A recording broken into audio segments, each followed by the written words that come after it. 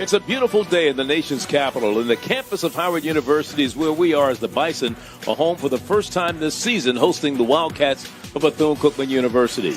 Hello, everyone. Charlie Neal, along with Coach Dr. Henry Frazier, we welcome you to Green Stadium. It's rocking with a new press box and a new coach. Let's talk about the keys for the game, Coach.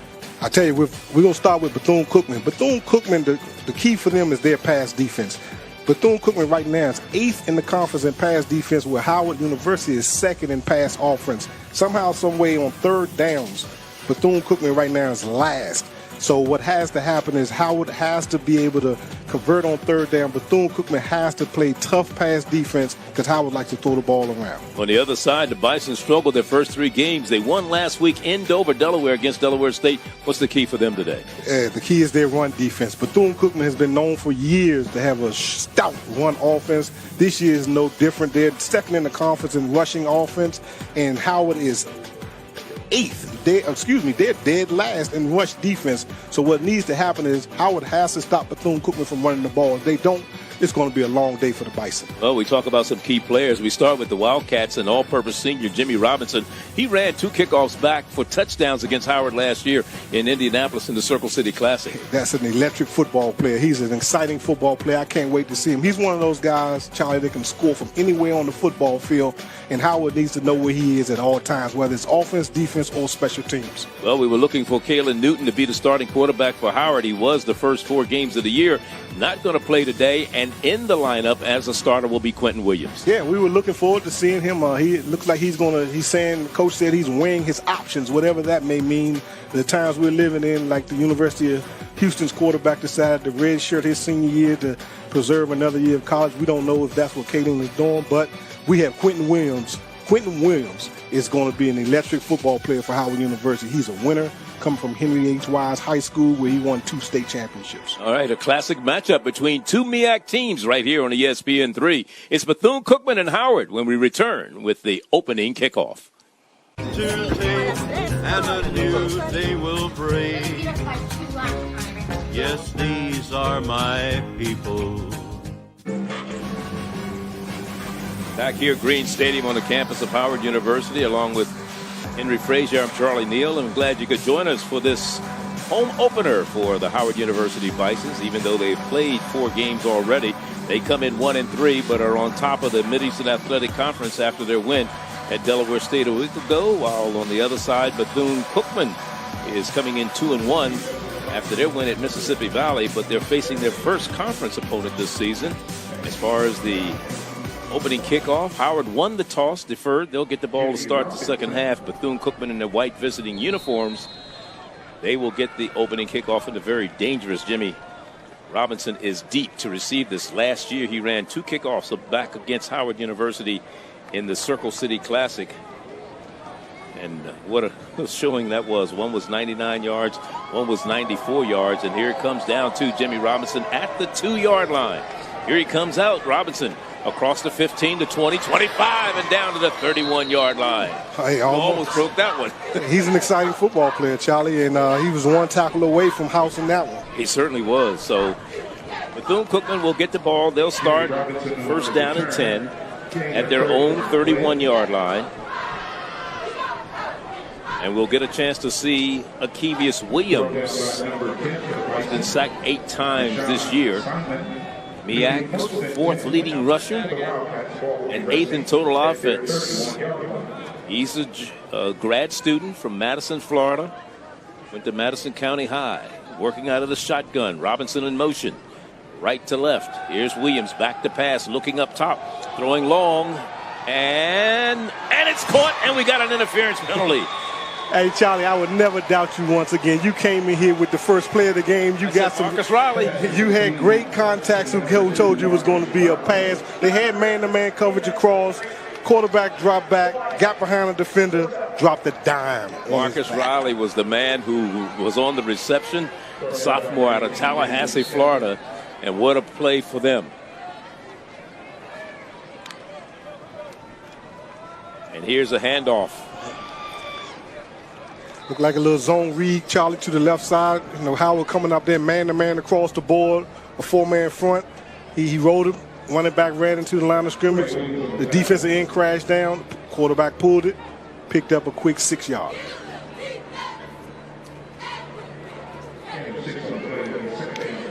Second down and a short 3 or 4. And again, the handoff straight in the line for Washington. Washington's been the workhorse for the Wildcats of Bethune Cookman all this season. They came into the game, as I said, 2-1, first conference game. They were 7-5, 5-2, and in second place in the conference to finish the season a year ago. It'll be third down and short. Yeah, we talked about keys to the game in terms of Howard's run defense, and then we have 2 run plays, 9 yards, and then we're looking at a third and short in the red zone. Tom Ballard, the tight end, comes in. He's lined up on the left side. Jimmy Robinson on the slot to the left. And it's third down and 1. And now a timeout is being called by Williams as he wants to go over the sideline and talk things over. Alan Suber, the former great quarterback for Bethune-Cookman, is the offensive coordinator for the Wildcats of Bethune-Cookman. And what a quarterback he was. He's up here in the press box calling the plays from up top. Yeah, I remember when Alan played, he was a special talent. He played over there for Coach White, and White bone back in the day when Bethune would just run the ball.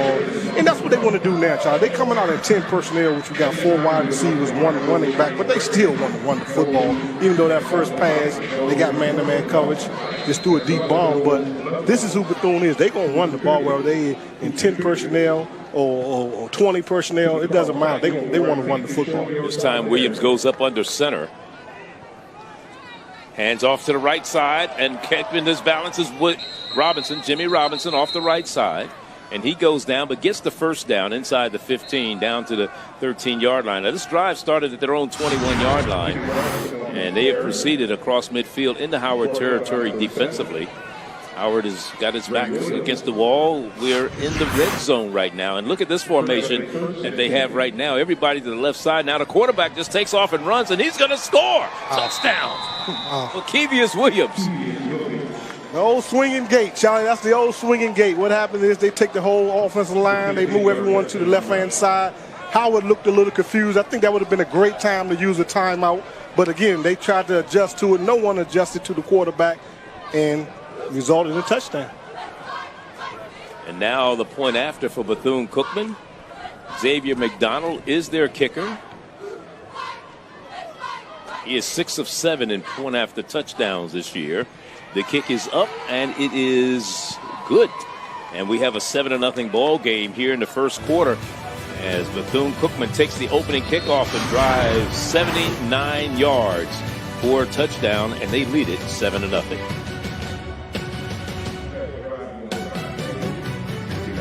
What would you like the power to do?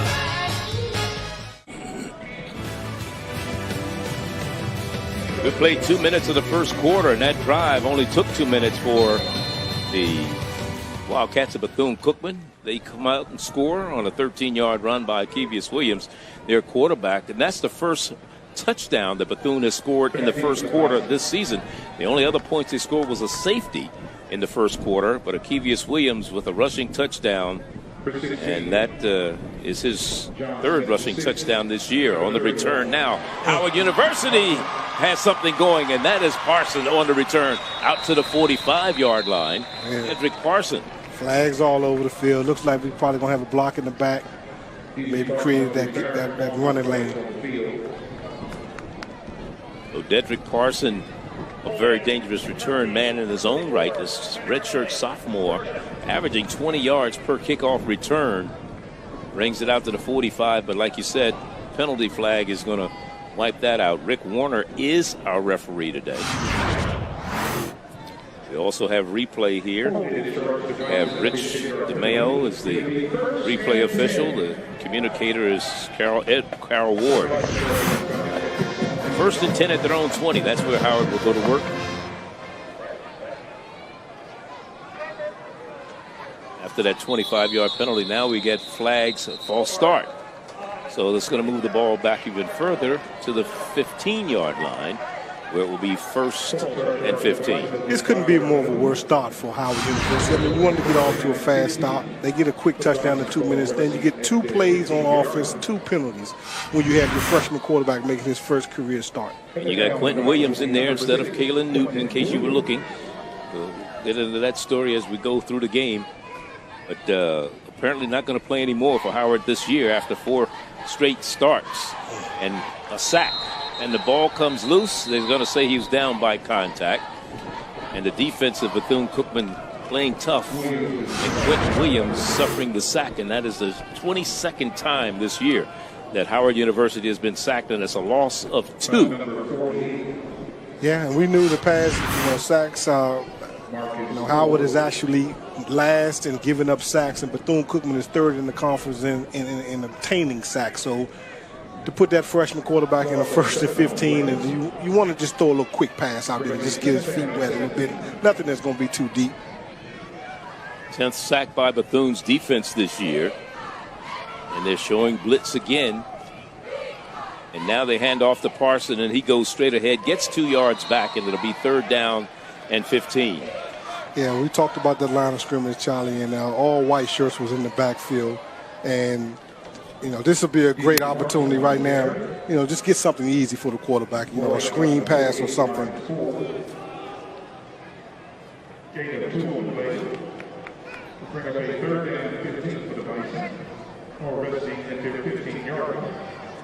Jordan Ailey is in there.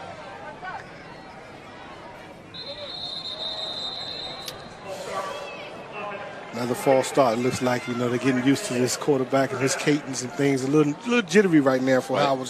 They just need to settle down and play football. The first time playing in Green Stadium, a home game this year. And they just need to settle down and just make it a little easy for their team.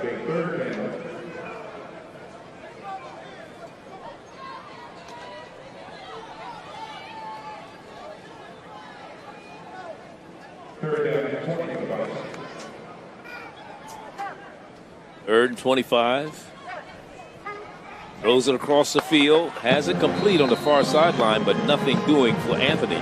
Kyle Anthony, the favorite receiver here, who on point to break the receiving record of Lee Harrell, their former coach here, who recruited Kyle Anthony when he was the head coach here at Howard University. And so it's going to bring up a punting situation. The drive started at their own 20. They're punting from their own 13.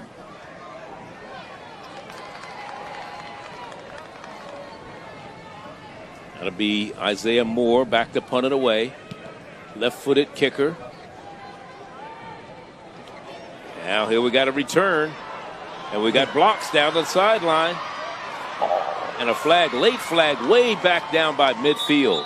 Wow. An unnecessary flag in terms of, that was Tyree Spain on the return in terms of a late block. I mean, he was 15 yards in front of the play. You don't block somebody at the back then. Huh? Yeah, I'd like to see the replay. It didn't look like anyone was there. He threw the flag. Everyone else was down here by the 25-yard line. He threw the flag. Clearly 15 yards after the play, everyone is gone. So I guess he maybe got stuck in his pocket. Let's hope so. There's a timeout on the field with 10:15 remaining. We're in the first quarter here at Green Stadium. Home opener for the Bison of Howard University. They trail the Bethune Cookman Wildcats 7-0 right here on ESPN3.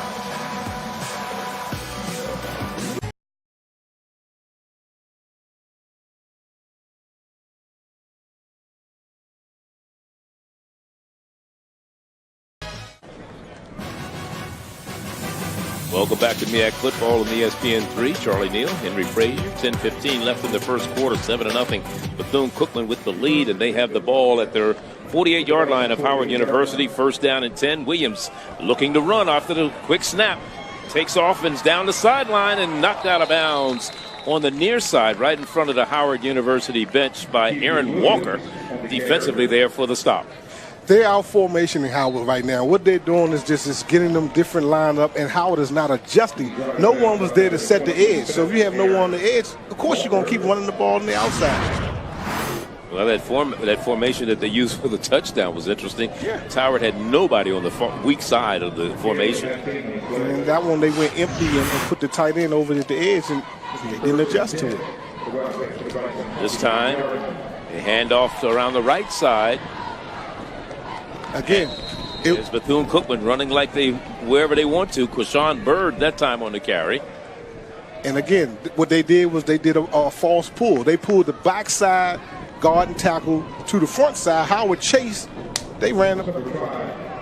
It has to be gap control defense if you're going to try to stop Bethune. If you don't do that, they're going to run for 300-400 yards today. And another first down for the Wildcats. Here's a little pitch to Jimmy Robinson to the left side. Jimmy Robinson turns the corner inside the 10 and down to the 6-5. Down to the 5-yard line goes Jimmy Robinson. Again, the edge is not being protected or set. If you don't do that, this is almost like sandlot football.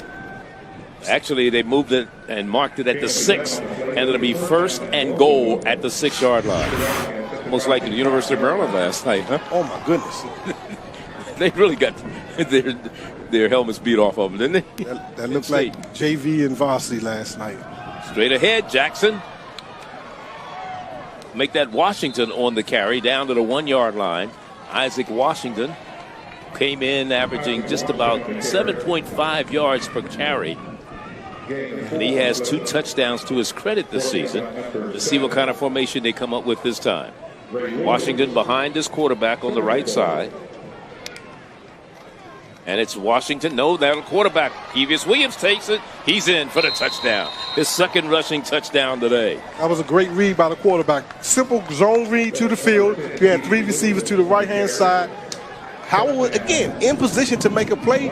He's come up out of control, missed the tackle, just like they did on the first down for the last possession. Again, we talked about Howard's run defense being the key to the football game. When they're in position, they have to be able to make a tackle. And now Xavier McDonald on for the point after. Xavier has already hit an extra point in today's game. The kick is up, and it is good. And it was a 14-0 lead for the Wildcats of Bethune-Cookman. It was 8:15. That's the time remaining here in the first quarter. 2 possessions for Bethune. And a new day will break. Yes, these are my people. 8:15. That's the time remaining. First quarter of play here at Green Stadium on the campus of Howard University. Their home opener for this season. They played their first 4 games on the road. In fact, they're only going to play 4 home games all season long. So 7 of their 11 games will be away from home. Here's a short kick coming down to Parson. Parson across the 25, 30, trying to turn the corner. 35 and out of bounds in front of the Bethune-Cookman bench on the far side at about the 37, 30. You see where they're going to mark the ball. Charlie, we have 2 exciting return guys in this football game. So, I mean, the punt and kickoff game, that's going to be pretty exciting to be able to watch. So their own 36-yard line this time is where Howard goes to work. First down and 10. Again, Quentin Williams, the young man out of Upper Marlboro, Maryland, went to Wise High School. He's the quarterback for the Bison today. Little swing pass out to Parson on the near side, trying to turn the corner and knocked out of bounds and fumbled the ball. But they say he was out of bounds before he fumbled, right at about the 40-yard line. And that's one of the type of plays you want to call for a young quarterback. You got a little swing pass, get his feet wet. You know, he only picked up 4 yards, but he got a completion, and that's what you want. 4-yard gain, second down and 6. And Parson again straight ahead. He's the running back who's done it all in the running game for the Bison of Howard this year at the 44-yard line. And I expect to see a heavy dose of Parson today. You don't have you don't have Newton, so why not give it to your workhorse? And of course, Kyle Anthony has been the guy who's been averaging 7 receptions a game. And there's the quarterback, Williams. He steps out, gets the first down across midfield, still on his feet and down to the 42-yard line of Bethune-Cookman. And that was good. You came off your first read. That wasn't there. You looked at your second, tuck it, and get you a first down. He was able to move the chains, the first down of the day, and you in Bethune-Cookman's territory. Working out of the shotgun again. He's off to his running back, Parson. Parson submarine down. That's 44. And not Was that 44 on the carry? That was Lewis, Amir Lewis on the carry. It was Amir, because I think if that was Parson, he would have planted that thing and cut left where he had an alley and been still running. Back to pass. Williams, and he's in trouble. Takes off, has some running room. Makes a good move and is finally stopped right near the first down marker at the 32-yard line. And they're saying, yes, it is a first down. And you got to love it. You know, Bethune-Cookman send the blitz. They sent 6. Howard was able to pick it up. But, again, once that quarterback starts running, that's going to stop them from blitzing, leaving the middle wide open. Swing pass out this time. And it's Lewis. Amir Lewis at the 20. Down to the 20, and he has a first down for the Bison. 3 straight first downs. This is what you want. This is what you want if you're Howard University. Well, you got to think about the fact that Quentin Williams making his first start of the year, and he had to get the cobwebs out, and he seems like he's figured and found his rhythm so far in the game. Back to pass again. Looking, throws in the middle, almost intercepted, in and out of the hands. Had it and dropped it was Hendricks, Marquise Hendricks, who's the MEAC's 7th leading tackler and the defensive player of the week in the Mideastern Athletic Conference. We do have a flag down, and it's against Bethune-Cookman. Looks like it was a roughing the passer. Ready to get it down in the 1st and goal. So it is 1st and goal at the 9-yard line. Make it the 8 for Howard University. Here's Parson. Parson down to the 6. It'll be 2nd down and goal for Dedrick Parson out of Philadelphia, Pennsylvania. He would get 3 straight carries right here. I wouldn't fool around trying to throw the ball with this short distance. He actually has only 1 rushing touchdown this year, and they are throwing it in the corner. Way too big, intended for Lewis, Amir Lewis over there. And then you're probably forced to throw the ball at the 6. I mean, now you got Parsons who's getting positive yardage on every down. You need some kind of points here. You just give it to your workhorse 3 straight times to see what happens. Correction, that last pass was intended for Damian Gillespie, Jr. out of Singapore.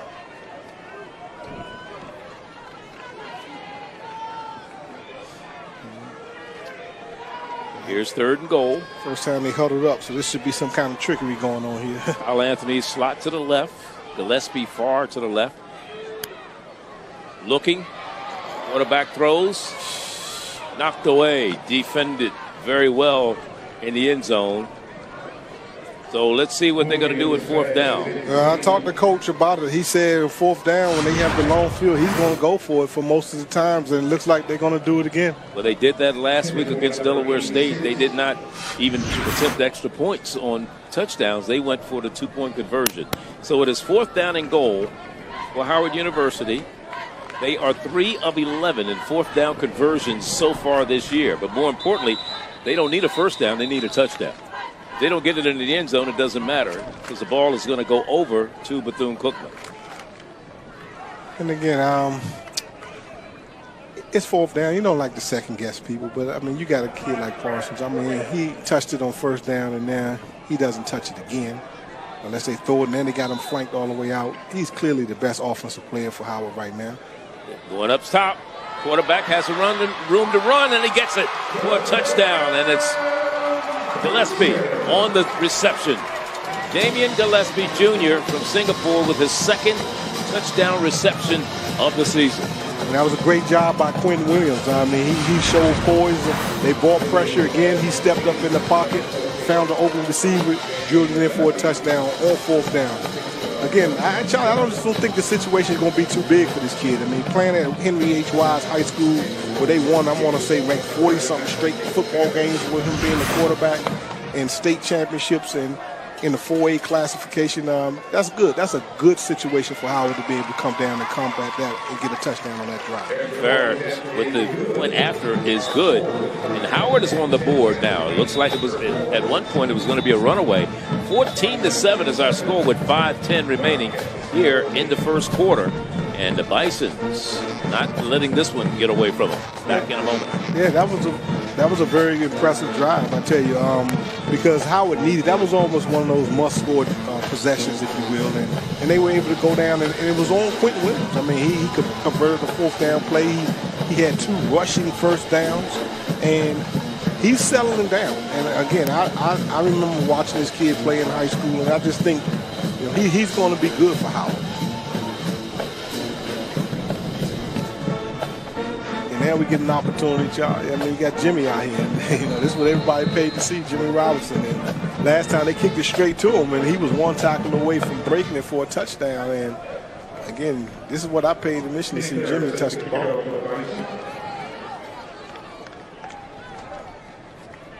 Jimmy Robinson back deep. There goes Jimmy Robinson at the 2-yard line.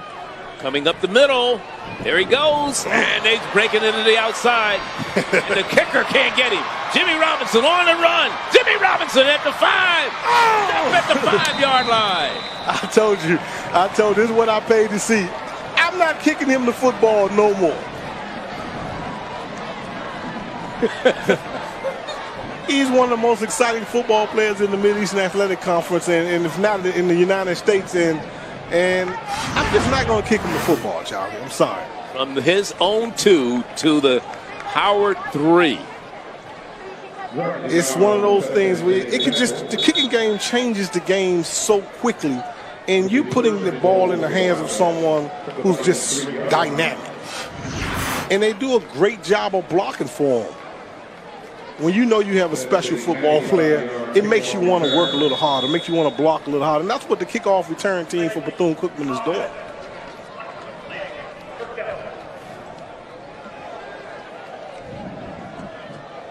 It's about 95 yards on that kickoff return. And they called a delayed game on Bethune. So they moved the ball back 5 yards to the 8. Here's Washington. No, the quarterback keeps it. Akevius Williams. And he fumbled. Let's see who came up with it. You had hustling offensive linemen running after the play, and they actually recovered the ball. But again, zone read, great job by Howard up front. They actually crashed down, took away the first read, and they corralled the quarterback, but he went backside and was able to pick up some yardage. 4:31 remaining here in the first quarter. Clock running. 14-7 to score, but Bethune in great position to increase their lead right now after that 95-yard kickoff return by Jimmy Robinson. Ike Washington. Ike Washington has the ball.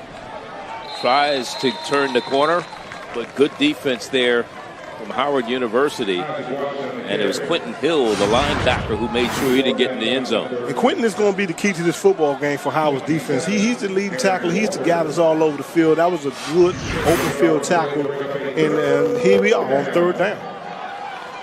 3rd and goal. This time, Washington again, and he is going to be stopped at about the 2-yard line.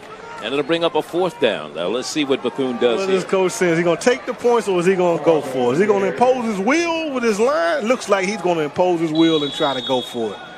Well, on 4th down conversions this year, they're ranked 8th in the conference in that department. They have gone for it only 4 times, and they've converted 1, which is 25%. Now a timeout. Call. Yeah, I think we have one. Looks like some water out there. It's a little humid day here in D.C. for the late fall. Last weekend in the month of September. It was an injury deal. A player from Bethune-Cookman, a little shaken up, and he's going off under his own power.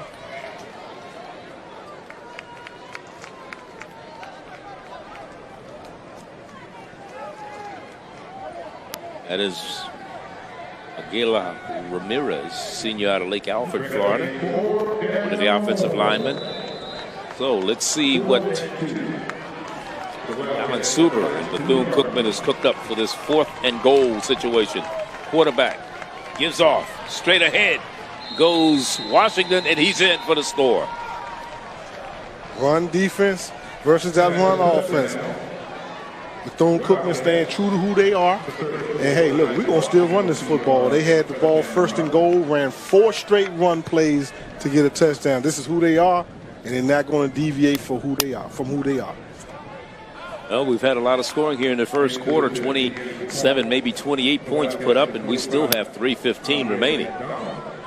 And the point after by McDonald. He's already kicked 2 through today, and he makes it 3 in a row in the PAT department, and it's 21-7. And it's Bethune Cookman on top. Remember, that was a 4-yard drive, a 2-yard drive. 2-yard drive, the extra point is good. And Robinson with that 95-yard kickoff return. You know, and even though they scored a touchdown, you can be encouraged if you're Howard University. You gave up a big kickoff, and then you forced them to take all 4 downs to get it into the end zone. The first 2 touchdowns, they just kind of been having their way with Howard's defense. So, you know, if I'm a defensive coordinator, I'm encouraging my ball club. You know, hey guys, we're getting better. You know, we're stopping the run. We're getting closer. And now, you know, Howard just needs to take the ball down here and have another drive and score another touchdown. Well, first 3 games of the year, Howard University allowed an average of 58 points per game by scoring just 16. You know, and so they kind of found a little wellness last week against Delaware State in that win where they won 24-9. You got to take that Maryland game out of the equation. Yeah, well, the 79 points they gave Maryland in that contest. Like you said, you got to take that one out of the equation, as that return was by A.J. Boyd. Okay, if you think about it, Charlie, Parson had 2 really good kickoff returns. Right. Bethune Cookman come back. Hey, we're not kicking to him. We kick it to someone else. Right. He only gets 8 yards on the return. So Howard score again. Robinson should not get that kickoff. That's just my thought. Well, you coached, you know. Just a little. From their own 22-yard line. That's where the Bison will go to work. Out of the shotgun, Quentin Williams. A little quick handoff. Coming to the near side is Illy.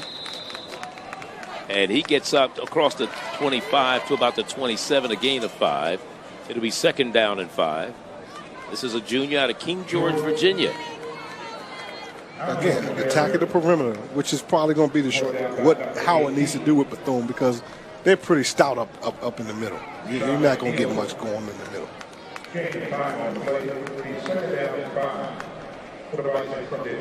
2nd down and 5. High snap. Brought down. Quarterback keeps it on the option. Pitches it off to the near side. And again, it is Jordan Alay who came up with the carry. You know, that was good execution, offense and defense. I mean, you can't play the option better. They took away the dive. They took away the quarterback. And then you on top of the pitch man. That was good defensive execution by Bethune Cookman. So it is 3rd down and 5. No gain on that last run by a little quick option run by Alay. That was a quarterback decision. Alay goes to the far side this time. Kyle Anthony with 1 catch so far in the game, averaging 7, comes to the near side. Looks like a mix-up in the play. Throws over the middle and has it complete for a 1st down. And on the reception for the Bison of Howard University is Mason Jordan, the tight end. And I can't tell you how difficult that play was. I mean, he rolled right-handed quarterback, rolling left, throwing the ball across the middle, across the green, and it was right on the money. Certainly was. For Mason, that is his first reception of the year, and that's one dropped that time by Parson. But Mason comes up with his first reception, the tight end, junior out of Enterprise, Alabama. That was a poised play right there, even though we had a drop. I mean, want to have a touchdown. Bethune blitzed again. The swing pass was the correct call, went through the running back's hand.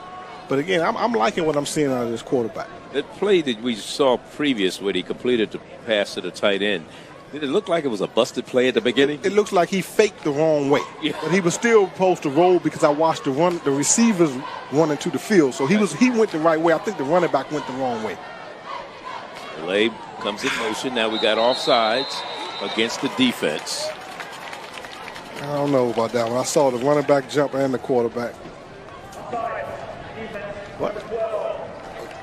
It was offsides because you cannot cause, once you cross the line, an offensive player to move. So it's a 5-yard penalty. It'll be second down and 5. And again, we talked about Kyle Anthony, a prototype pro receiver in terms of size. At 6'3", 205 pounds. He comes to the near side. And like I said, he leads the MEAC in receptions, averaging 7.2 receptions a game. 29 coming in. He has 30 for the season. Here's a outside, and that's number 31 and a first down for Kyle Anthony. And right on clockwork, Charlie, you called his name, and he ran a great route. That little read route came in, had the cornerback on his hip. Great throw by the quarterback to move the chains once again. And one has a rhythm offensively. And across midfield at the 48 of Bethune-Cookman. And they plan to rotate their coverages and play with the freshmen, but I like what Coach Prince is doing with the short mediating passing game. Here's Parson bottled up inside, loses maybe a yard on that run. It's going to be tough selling trying to run it in between the tackles against these boys.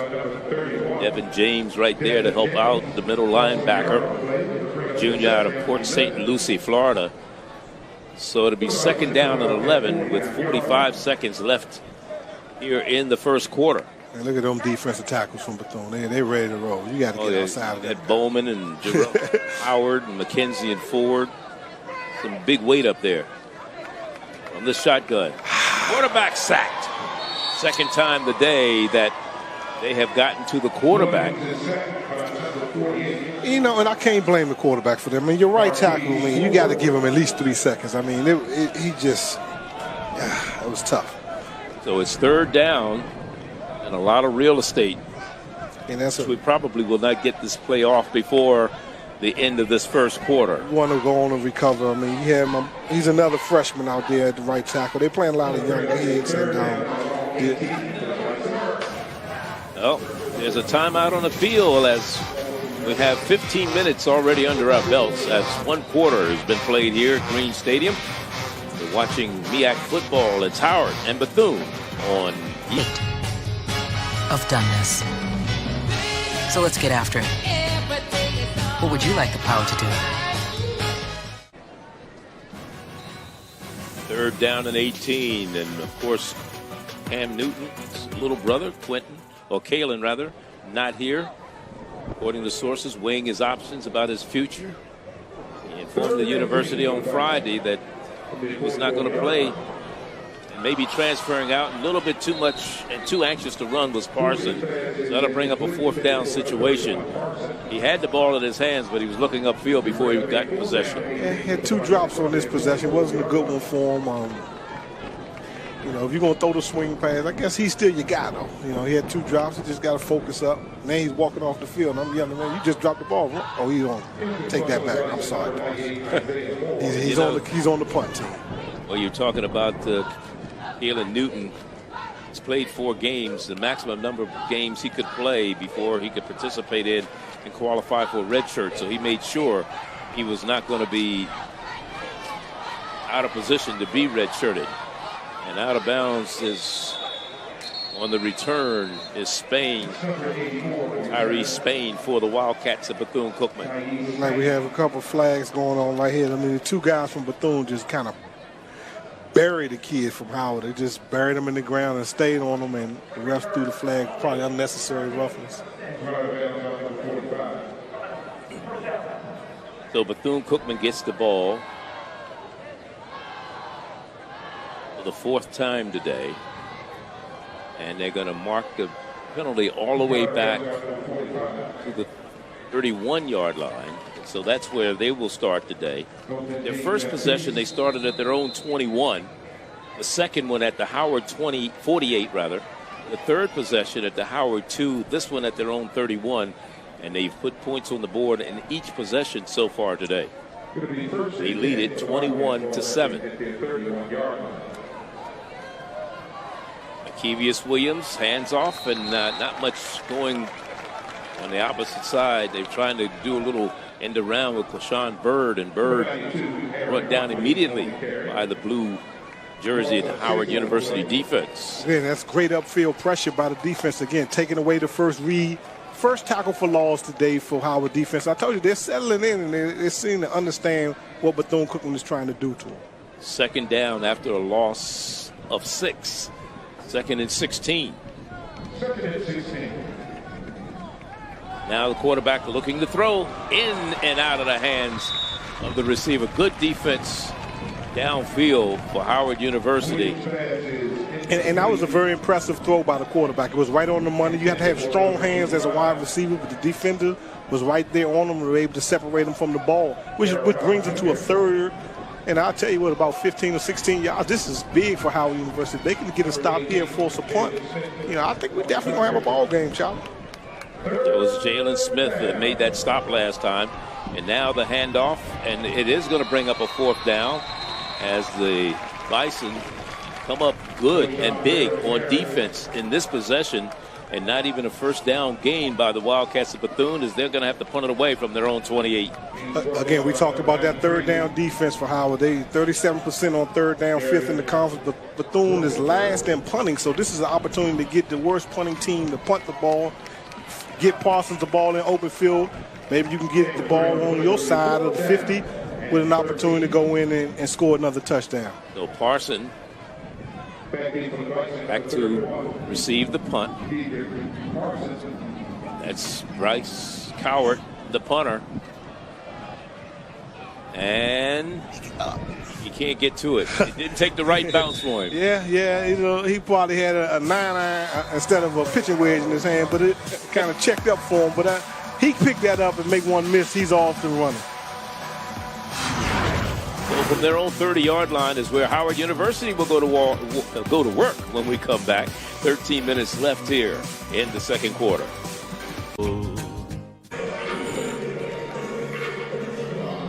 Back here at Green Stadium, great mural on the wall to our left, depicting some of the success Howard University athletics has had over the years. As they say, bleed blue, and that's the theme for them this coming season.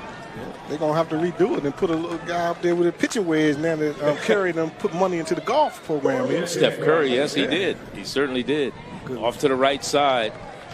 A gain of 4 yards, and that was Amir Lewis on the carry. And that was a hard, good football play on first down. They picked up 5 yards, running the ball off tackle in, and that was a good football play for Howard.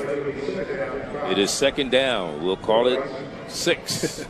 They tried it again. Bethune Cookman got one of the best defensive coordinators in the country, so he made that adjustment right quick. Mark Lippens. Yeah, he took care of it, the defensive coordinator. You talk about Howard. This school was founded in 1867, and their president, Dr. Wayne Frederick. And the ironic thing about it, he played soccer here at Howard University. And I talked to him not long ago, asking him, did he ever think he would be the president of the university when he was a student athlete here? And a sack, the third sack of the day for the Bethune-Cookman defense, and they get 2. Quentin Williams. Yeah, you know, and what they're doing is rolling the coverage. You got one safety high free, and then they go on man underneath. So I think it's kind of confusing the quarterback a little bit because that safety is reading the quarterback eyes and rotating to the receiver. So, you know, coach got to make it a little easy for him. Cut the field in half for him so he can get some quick, easy reads so we can keep moving the ball. When you start that pocket passing stuff with the freshman, with Yogi Jones over there, the defensive coordinator, he's not going to have much success.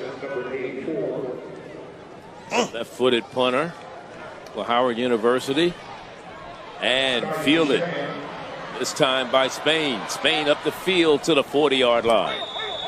Yeah, it's one of the first special teams play we didn't have a penalty on, and it was a good play. I mean, you know, the gunners from Howard got down there in good position. Again, Bethune-Cookman putting bodies on bodies, and when they start, when you have special return guys, those special team guys work extra hard blocking for you because they know you're capable of scoring anywhere on the field. You talked about the school, the 126th year for football here at Howard University, and some of the great past coaches. My earliest coach that I remember from Howard was Tillman Cease, way back in the day, back in the late 70s, or I'd say early 70s he was here. Tillman Cease, and you had Doug Porter was here. You had Joe Taylor.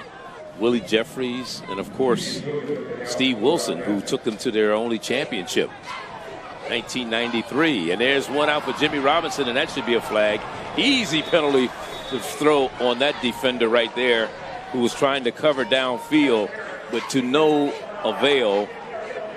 Not good defense at all for Howard University. He's in position to make a play. All he has to do is turn around and make a play on the ball. If he does that, he's in great position. Jimmy didn't gain a lot of separation from him. All he has to do is turn around, make a play on the ball, and it's 2nd and 10.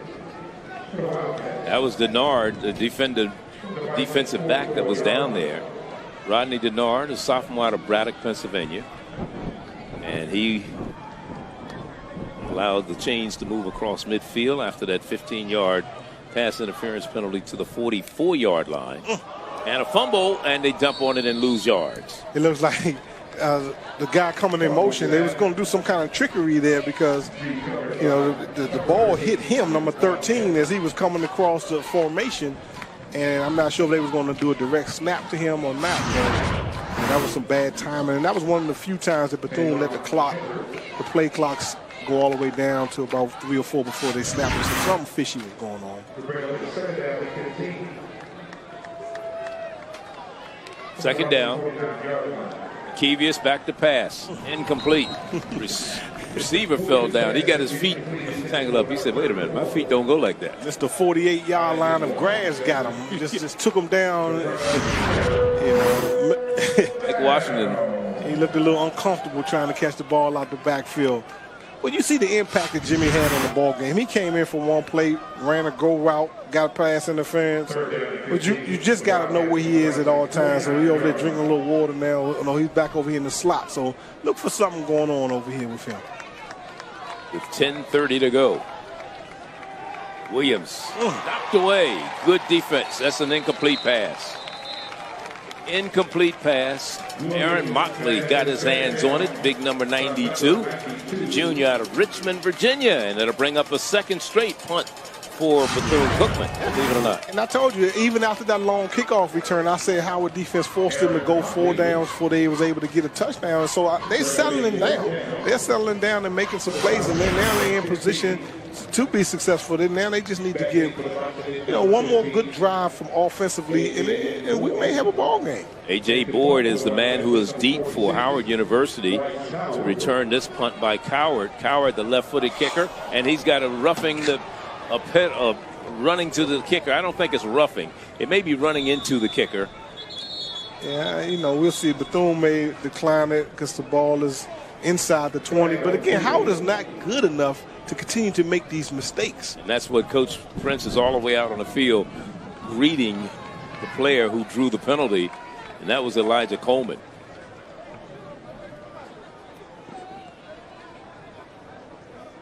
So Howard, they're going to call roughing, or is it roughing the passer or running into, the kicker, or running into the kicker? Let's see. I'm waiting for our referee. They're talking to Coach Sims, trying to give him all the appropriate information before he can. But he just said he just put out his leg. This will probably be declined. It is declined because it was not going to give him enough yards. It was only running into the kicker. So Howard University will get the ball at their own 15-yard line.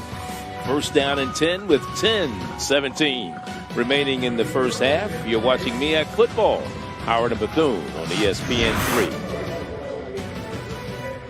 It looks like we're going to continue to run. Howard got the ball here at the 15-yard line, so you know, you're looking at an 85-yard drive. This is a great time for an 85-yard drive. Good job. Kyle Anthony.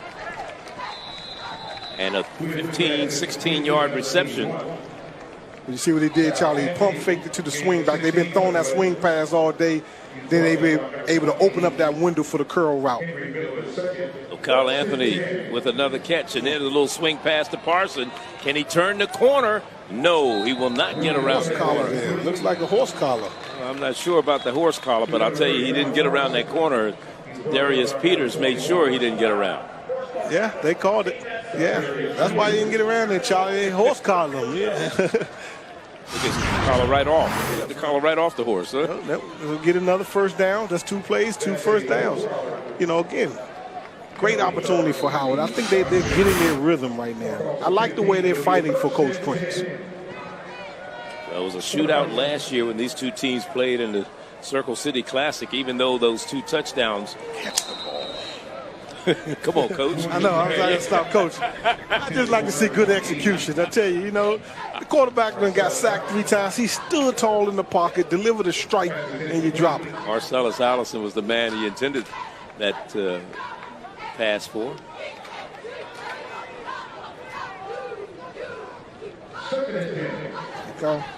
Here goes Parson to the outside. First down and out of bounds in front of the Bethune blitz. But another first down gain by the Bison of Howard University. They both inside linebackers on A-gap blitz, which left him to be able to bounce the ball. Great vision. He bounced the ball, but you got to get downfield blocking receivers. He can still be running. Now fumble. Almost a turnover. We have not had any turnovers in the ball game. A loss of about 2 yards after that miscue by the Bison. Yeah, he held it too long. He got to have a clock off in his head. He held it. He got to know this is not the Henry Wise High School offensive line where they went 43 straight football games. He got it more than 3. Once your mind get to 4 seconds, that ball need to be gone or you need to tuck it and run. David Terrell in the lineup now, the wide receiver spot in place of Kyle Anthony. And now the quarterback keeps it and goes around the right side and gets down to the 41-yard line.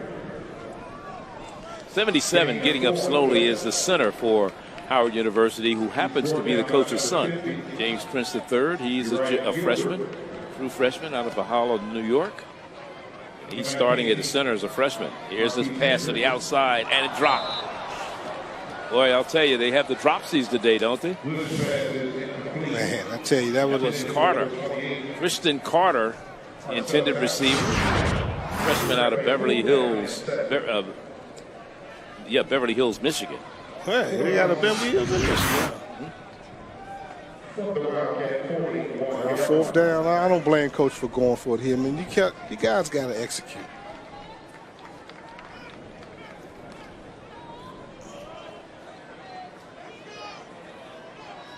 That was 28 that dropped that ball. There's a pass attempt. Incomplete. So they're going to turn the ball over on downs after moving all the way down across midfield to the 48-yard line of Bethune. There's a timeout on the field as they change possessions. 8:09 remaining. We're in the first half of play in a 21-7 ball game. Back with more in a moment. What would you like the power to do?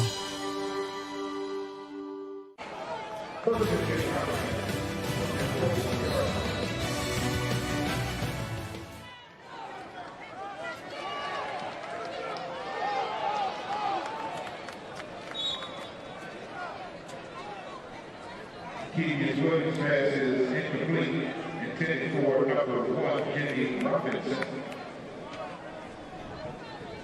Just so you're aware, 26 against Alabama A&M. They played that game in Miami at Dorsey Park. Of course, you know about Hall of Famer Larry Little,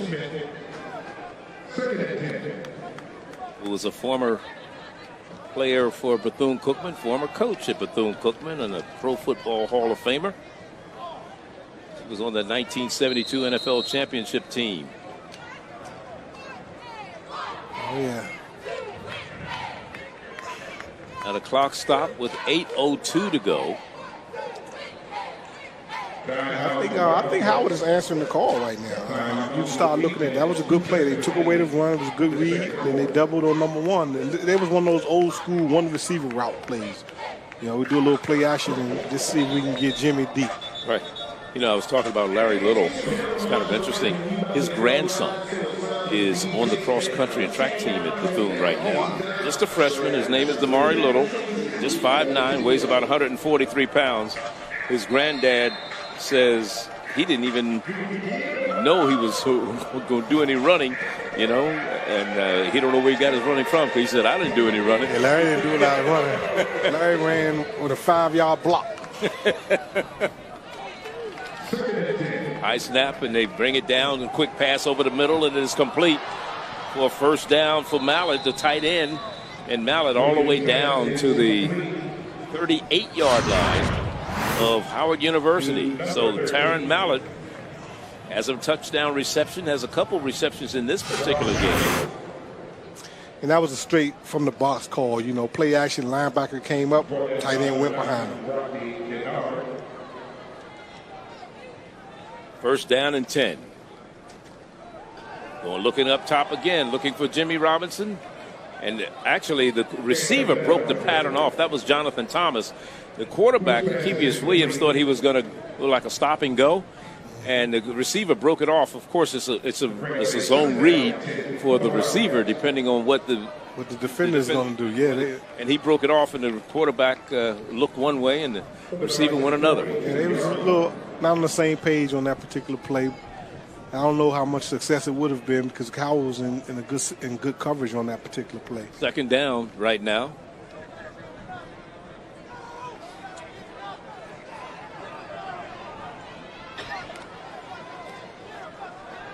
Throws out in the flat, and it's complete to Mallett. Mallett, no running room, maybe a yard or two on the play. And that's it. It'll bring up a third down. If the sideline was a little wider, he would have spinned off of that play. They kept running. They got to get the guy to the ground. He's a big old guy. You only had that wide sideline in Canada. I know. It was Canada. He scores. Again, making tackles, Howard. Making tackles on defense.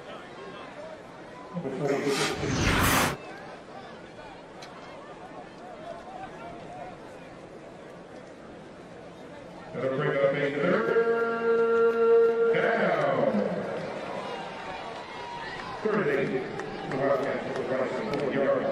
Third down. Throws a little flanker screen, but nothing doing. Not enough for a first down for Howard University, as it was caught that time by Tyrese Spain, who's been doing a lot as far as punt returns is concerned for the Wildcats of Bethune. So again, this will be the third straight time after scoring on their first three possessions that Bethune Cookman has punted. You want to look for a little fake right here, Charlie. This is a great time to run a little fake punt. You got the ball 4th and about 7, and you know you're inside the 38-yard line. You may gain 18 yards. Your defense playing well. Howard should be looking for a fake here. A.J. Boyd is back to receive this punt from Coward. Well, not a fake. End over end, and A.J. tries to fake him out. Calls for the fair catch. He goes into the end zone. It'll be brought out to the 20 when we come back. 4:59 for 5:48 remaining. And this is in the first half. 21-7, Bethune out. Advice to help turn your ambitions into action. What would you like the power to do?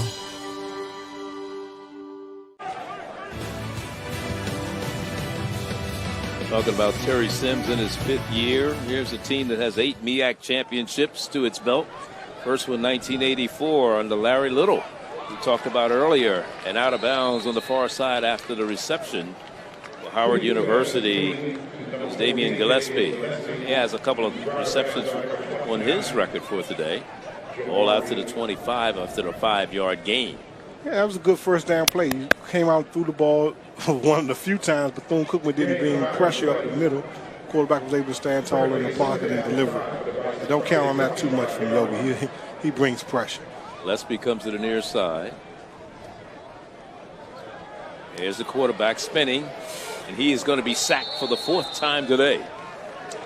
Yep. As soon as we said it, with your old little blitz from the weak side linebacker, he delayed it, he came. Howard picked it up, but again, they're not sustaining the blocks at the initial point of attack. And Bethune-Cookman's relentless defense is coming, bringing pressure on the quarterback. 3rd down and 9.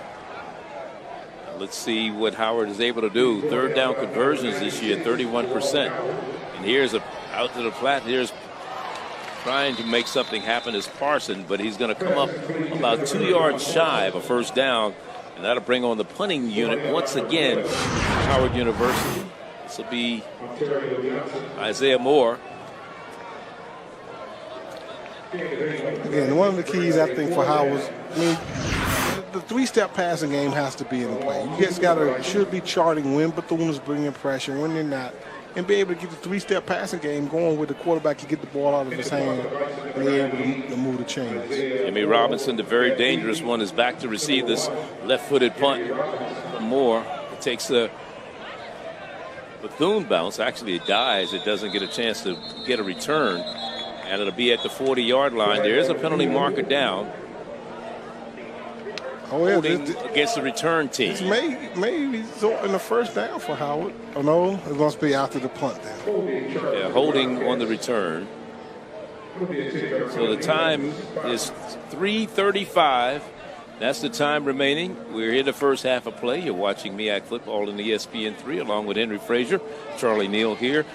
And there's a guy we'll get a chance to talk to him at halftime. He played a little football here at Howard University, coached a little football here over his career, and trying to do something different in the Washington, D.C. area. We'll see what happens. We'll talk to him at halftime. I'm not going to give it away yet. High snap. Here's Williams.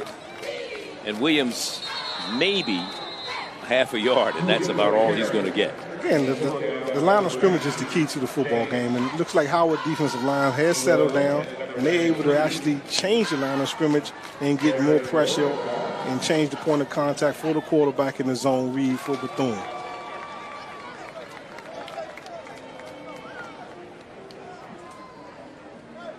Second down, we'll call it 10. Actually, no gain on that last play by Kevius Williams.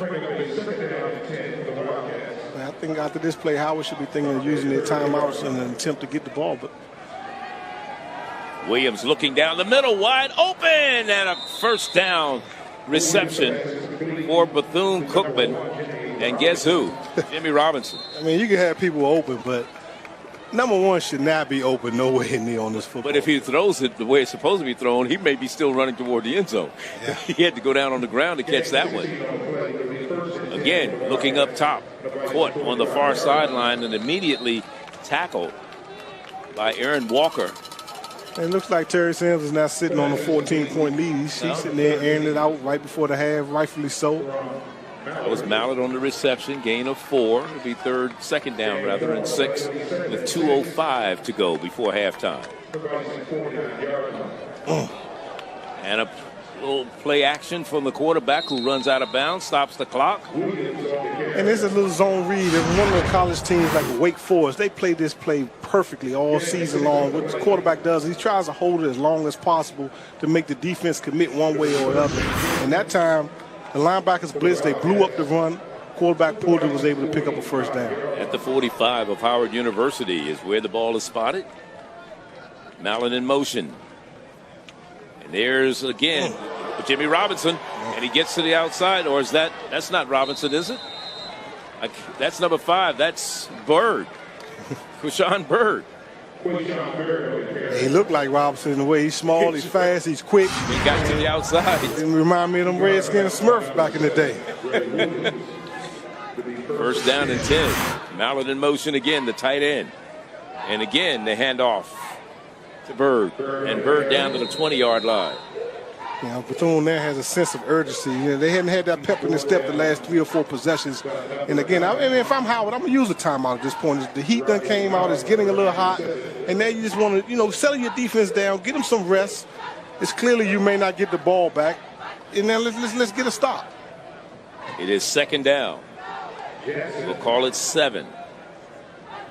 Have to get to the 14-yard line for first down. Straight ahead. And they continue to run, and they get the first down. Right at the 14-yard line, and it's Washington on the carry for the Wildcats at Bethune Cookman. So, again, with 1 minute and 5 left, the clock's still running. Bethune Cookman trying to put some more points on the board before halftime. You see Howard is a little confused. The defensive line is standing up. It's okay to use a timeout on defense at this point. You just want to get you guys a rest. You want to get a stop right here. Try to force them at a field goal, but Well, there was a timeout, but I don't know if the umpire called it. Washington slides forward. That big blade of grass on the 13-yard line got him, because if not, he walks into the end zone. Now Bethune uses a timeout with 40 seconds to go. So what are you calling right now, Coach? From an offensive standpoint, Sir. I'm going to keep going what I'm doing right now. Howard's second win. Are you going to keep it on the ground, or are you going to put it up top? I got 2 more timeouts right now. I'll do some play action this second down. I'll run it right here on second down, and then what'll happen on third down, I may use my last timeout, and then I'm going to leave here with some kind of points. But the point of the matter is we've driven the entire field right now under 2 minutes and 30 seconds, and we're sending a message going into the locker room at this point. When you say driven the entire field, this drive started at their own 30-yard line, and they've moved all the way across the field, and they're right, as they like to call it, the red zone. And they're in there. And right at the 11-yard line is where the ball is with a second down.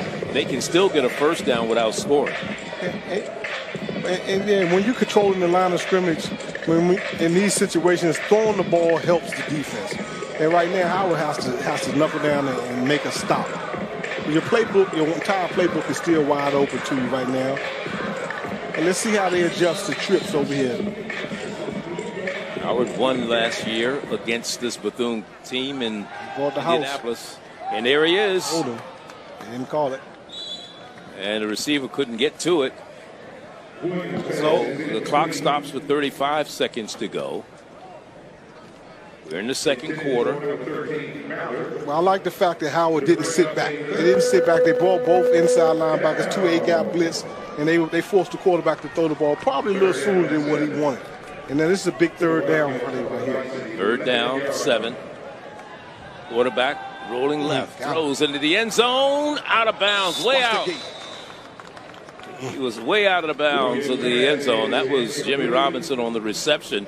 And that'll bring up fourth down. Do you bring on the field goal kicker this Most time? definitely. You want to walk away with some points. That's right, and that'll bring on Xavier McDonald, who I believe will be kicking his first field goal attempt of the season. And somehow get a shank. This would be big for Howard. This will be from the 17-yard line, so it'll be a 27-yard field goal attempt.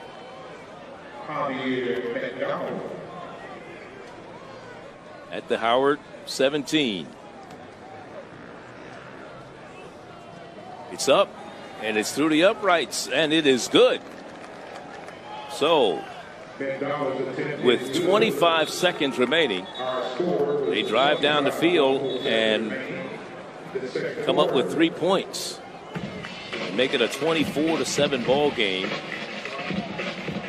on McDonald's 27-yard field goal. It's one of those things where it's probably a win-win for both. First time Bethune got into the red zone, Howard held them to a field goal versus a touchdown. And then, Bethune should feel very encouraged to be able to drive down right before the half and go into the locker room scoring some kind of points. Well, he had all those points scored in the first quarter. That was the only point scored in the second quarter. 3, that field goal. Interesting, huh? It ended up being a beautiful day. The sun that came out is pretty hot for this time of the year. It shouldn't be in the 90s in late September up in this part of the country. It's all right, we'll take it. Because it's going to be, when it's 30 degrees out. Yeah, we're going to be wishing for September 28th, huh? Stay tuned for us at halftime. We're going to be talking to one of Howard's all-time greats. And he'll be in the press box with us. You want to stay tuned and hear that conversation. And now the on-the-ground squib kick returned by Justin Dooley across the 30 to the 32-yard line. That's where Howard will go to work, first down and 10 with only 18 seconds to go. So we'll see what Coach Prince wants to do with this 18 seconds. Is he going to try to air it out? Or is he just going to sit on it and just say, hey, let's go into the locker room and regroup? Hey, look, what kind of coverage you get? If they're going to bracket 81, they don't bracket them over here. I'm going to let them go for a 1 and just hang it out to them. They've already been sacked 4 times today. That is Howard University. So they are looking for what I tell you. Anthony. And there he goes, and he has a first down inside the 45 to the 44-yard line. Coach, you got 3 of them. What are you doing? They clocked it. And that's with 7 seconds to go. You saved them 3. I'm calling as soon as he's on the ground. Well, I got 3. You can't take them with you. What they do you no good in your pocket, are they? I gonna have 6. Yeah, now you get in a position for a Hail Mary, man. They happen all the time on college Saturdays. Carl Anthony with that reception. Put them across midfield.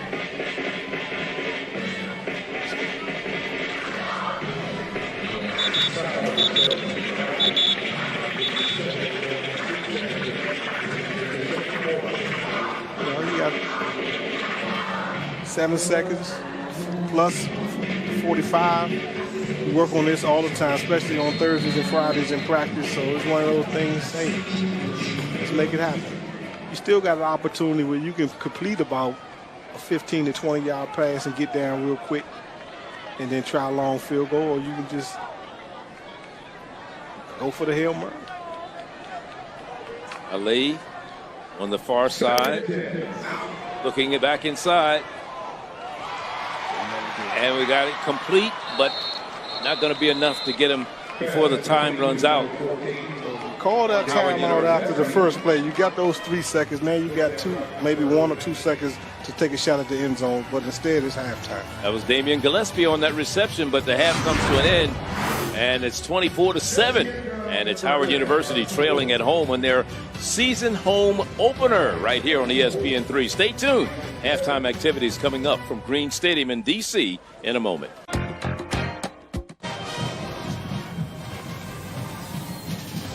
24-7 our score here at halftime at Green Stadium on the campus of Howard University. Bethune Cookman traveling up from Daytona Beach. They have the advantage at halftime. You're watching MEAC Football, Bethune and Howard on ESPN3. Back with more halftime activities from the nation's capital in just a moment. Would you like the power to do it?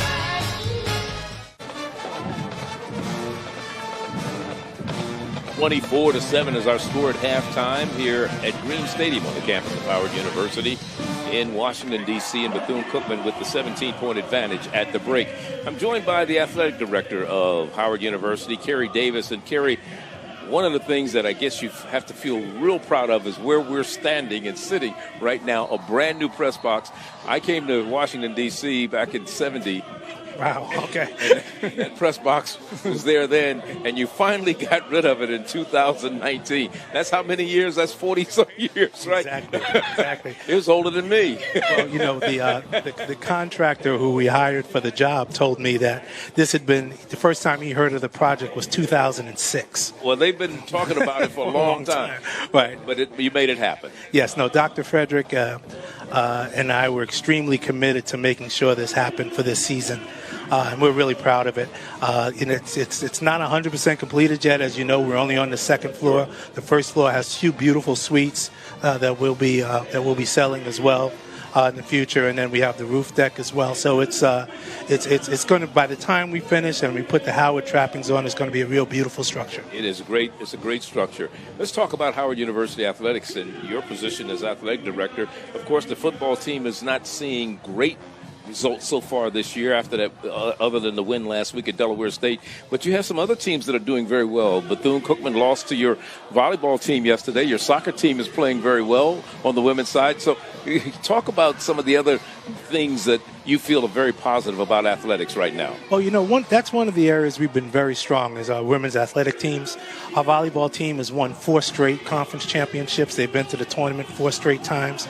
And I tell people, we're actually so good now that the top teams in the country want to come in and play us. So last year we had Stanford played us in our building. Penn State, who's the UConn of volleyball, they came in, they played us in our building this year. We had Mississippi State come here, a top 20 team, played us in our building. So it's been real good. And, we already have a victory over a Big Ten team. The Big Ten's the best conference in volleyball, and we beat Rutgers this year already.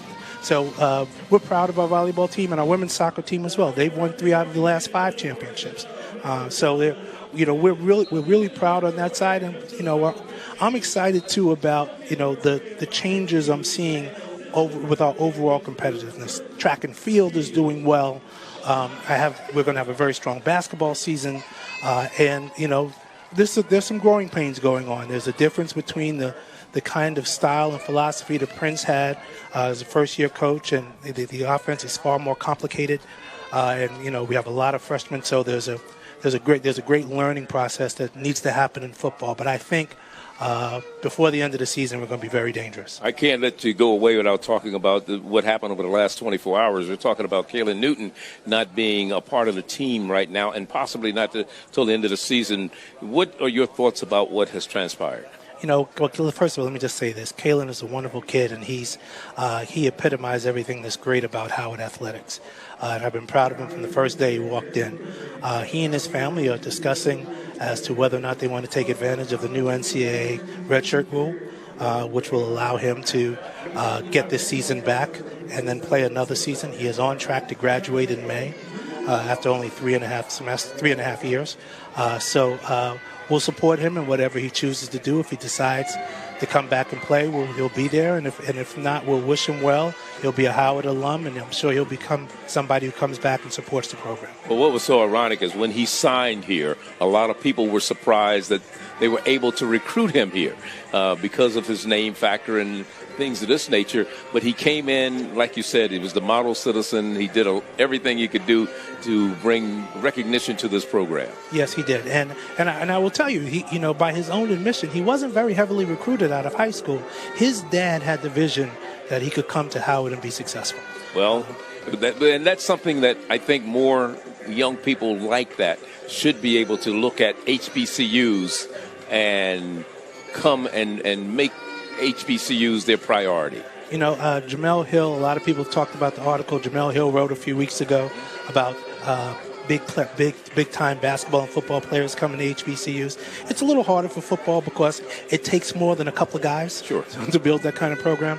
But in basketball, I'm already seeing the difference. When we hired Coach Blakeney, one of the things that we knew we would get with him is we knew we'd get to be on a high-profile recruiting stage. And I can't talk about who the kids are, right, but we've got some of the top players in the country coming to visit Howard within the next couple of weeks on official visits. So we're in the game, we're in the mix, and that's all we want. It's giving us an opportunity to show us why Howard can work for you. Okay, Kerry Davis, athletic director here at Howard University. So glad you could join us here at halftime. Team trailing 24-7 to Bethune. Back with more halftime activities from Green Stadium in just a moment. Yeah, and then a couple of We will break. Yes, these are my people. 24-7, our score at halftime. I promised a former Howard great would be here with us at halftime in the booth, and I'm talking about none other than former quarterback Pep Hamilton, who joins us here. And Pep, it's great to see you coming back and supporting your alma mater, especially after all of the great things you've been able to do from the coaching side over the years, Stanford and the NFL and the Jets and the Indianapolis Colts and the University of Michigan. What made you decide that you wanted to leave Michigan and do what you're getting ready to do with the new XFL? Well, I tell you what, I'll go in reverse chronological order and just share where I am, not only in my career but in my life. I have a daughter that's a senior in high school. Mm-hmm. And up until the 2019, I hadn't really spent much time in the home with the family, so she went her entire grade school career without really living with me because this coaching profession can be quite demanding. Yes. And as you mentioned, we've had a lot of stops along the way. So, it's really taken away from just the quality time that I would have spent with my kids and with my family. And I felt like it was important that with this being her last year in the household, that I allow myself to own more of my own time. Right. And so, along with that, I just felt like the XFL was going to be a great opportunity for me to be a part of something that I would have a chance to put my fingerprints on and help build from the ground up. Oliver Luck is someone that I've known over the years. I coached his son for quite some time, Andrew Luck. And when he called me with the opportunity to be the GM and a head coach of a franchise in no other place than the great home, exactly, the DMV coming home, place where I have a home, I just felt like it was a no-brainer. Talking about Andrew Luck, your thoughts on him retiring? I think Andrew is one of the smartest people that I know, and if he felt like it was in his best interest, the best interest of him and his family, to pursue something else other than football, is his right. Right. So he's a great person, extremely smart person, very cerebral, and everything is well thought out in his life. So I trust that he made the best decision for him and his family. And I thank you for being here. And we wish you all the luck. Start in February, the new league. When do you start practice? We start mini camp here in town in December. December 5th to be exact. All right. We'll look forward to seeing you, and good luck to you. Pep Hamilton joined us at halftime, a former Howard University great. Thank you. Thank you. Back with more from Green Stadium in a moment. Personalized advice to help turn your ambitions into action. What would you like the power to do?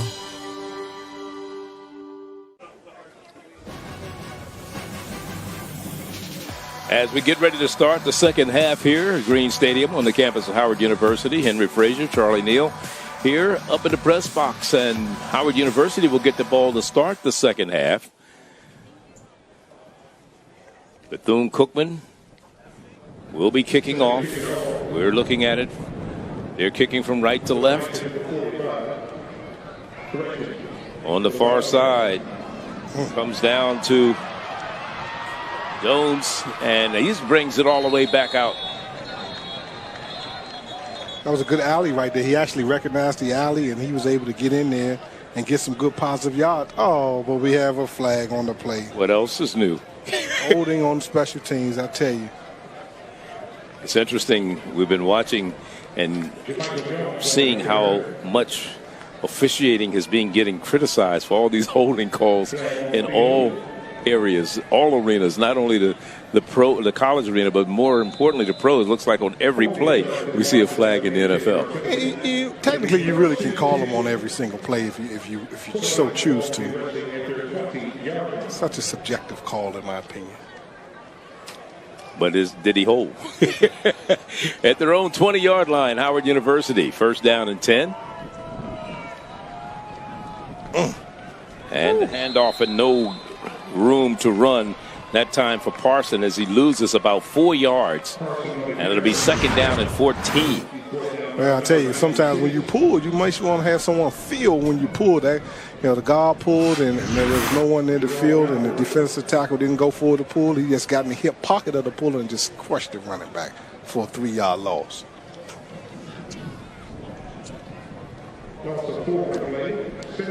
Empty backfield this time for the quarterback, Quentin Williams, looking up top, and he's in trouble. Swings it out and has it complete to Carl Anthony. Anthony across midfield at the 49-yard line of Bethune. That was a real touch pass right there. He was able to get it like a jump shot, so to speak, but he got it over him. Over the outstretched hands of the defender who thought he had an interception, but Carl Anthony, the man on the spot, the big catch and the big run right at midfield is where the ball is spotted. Howard University, 13:50 to go here. First drive of the second half. Williams in trouble, standing back there, has been sacked 4 times already today. He takes off and runs and gets positive yards, about 8-9 yards on the play before he goes out of bounds. And it'll be second down and 1. You know, and that's a good football play. I mean, the pocket collapsed around him.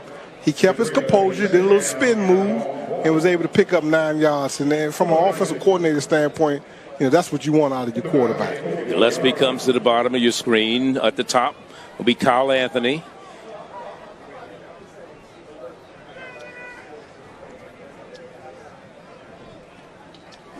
And here's Parson trying to get into the secondary, close to the first down marker. Let's see if he got it. Yeah, it looks right like at the 40. Yeah, it was the yard of the game, but that was a good football play by the linebacker from Bethune. He shot the gap, was able to hold on, because if he'd have got that foot loose, You've been fancy free. Yes, sir. At the 40-yard line. It is first down and 10. Anthony in the slot to the right this time. And it comes out to Parson. Parson gains about 4 yards down to the 36-yard line. Most of the white jerseys are there to meet him. Oh, you kidding me? Got a sportsmanlike conduct call against the Bethune Cookman. Yeah, I mean, he made a good football play, and he can't make those gestures to Howard's sideline. He flexed and he said something. I couldn't hear what he said, but he was pretty animated, and he hurt his team by celebrating himself. Yeah, it's all about team. You know, one of the things that Coach talked about, he says, you can't worry about, you got to deal with standards before feelings. That's one of the things Terry Sims talks about, standards before feelings, and he let his feelings get in the way that time. Yeah, and then he hurt his team. He looked like we got a guy down over there, the wide receiver, number 83, is on the ground over there. That's Mason Jordan, junior out of Enterprise, Alabama. Had a reception earlier in this contest. Most of the points were scored 20 between the two teams. 28 points scored in the first quarter, only 3 points scored in the second quarter of the contest. Yeah, I tell you, they just settled down and they went after each other. They was able to figure out what they're doing offensively and defensively, and you got to be impressed with both teams. I mean, it's first MEAC game for Bethune Cookman. Howard had one first home game, and these teams are well coached. Right now, you know, Bethune Cookman is a little bit more aggressive in terms of from a strength standpoint of Howard, but Howard's playing a lot of freshmen. And if they stay the course to some of the things that Coach Prince wants to implement with this program, I think Howard's going to be just fine. Ron Prince in his first year, graduated from Appalachian State back in '92. Coached at Michigan. Coached with the Lions. Coached at Rutgers. Coached with the Jacksonville Jaguars, the Colts. And was a head coach at Kansas State back from 2006 to 2008. Back to pass is Williams, looking wide open, touchdown, Howard University. And that is Justin Dooley. There's a penalty marker down. God, you kidding me? And it must be against Bethune because they're celebrating.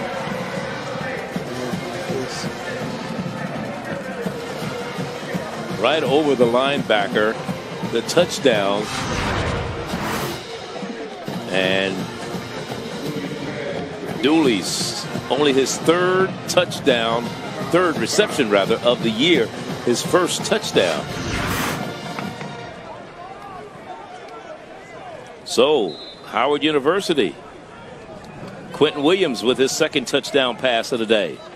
And they're trying for the point after with Nick Farris. The kick is up, and it is good. And a flag on the play. What else? We've had a flag, and it's against Howard.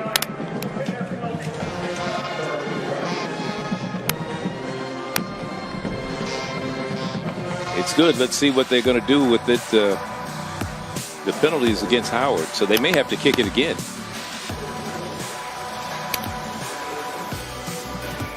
Well, I'll tell you, you look at that play, Charlie, you know, the penalty was on, I think, Vernon Walker, you know, the safety guy. He was doing all that stuff after he made a play. No, they said holding against Howard. So they're going to have to kick it again. They'll have to kick it in. But who do you think the touchdown was scored on? Same guy? Same guy. I mean, you know, he did not get off the hash mark. He tried to stay over top on the receiver. Quentin Walker, the quarterback for Howard, makes a perfect read, dumps it right down the hash mark for a touchdown. And that was an 80-yard drive by Howard, which was impressive in itself. Yes, it was. So they're going to have to kick the extra point. It'll be a 30-yard extra point this time for Nick Farris. It's field goal length, but it is good. So he still gets the extra point, and it's 24-14. And we're in the third quarter with 11:51 to go. And Bethune Cookman leading by 10, but Howard just scored on a touchdown pass from Williams to Dooley. 24-14, 11:51 to go. You're watching MEAC Football on ESPNU and ESPN3, along with Henry Frazier, Charlie Neal.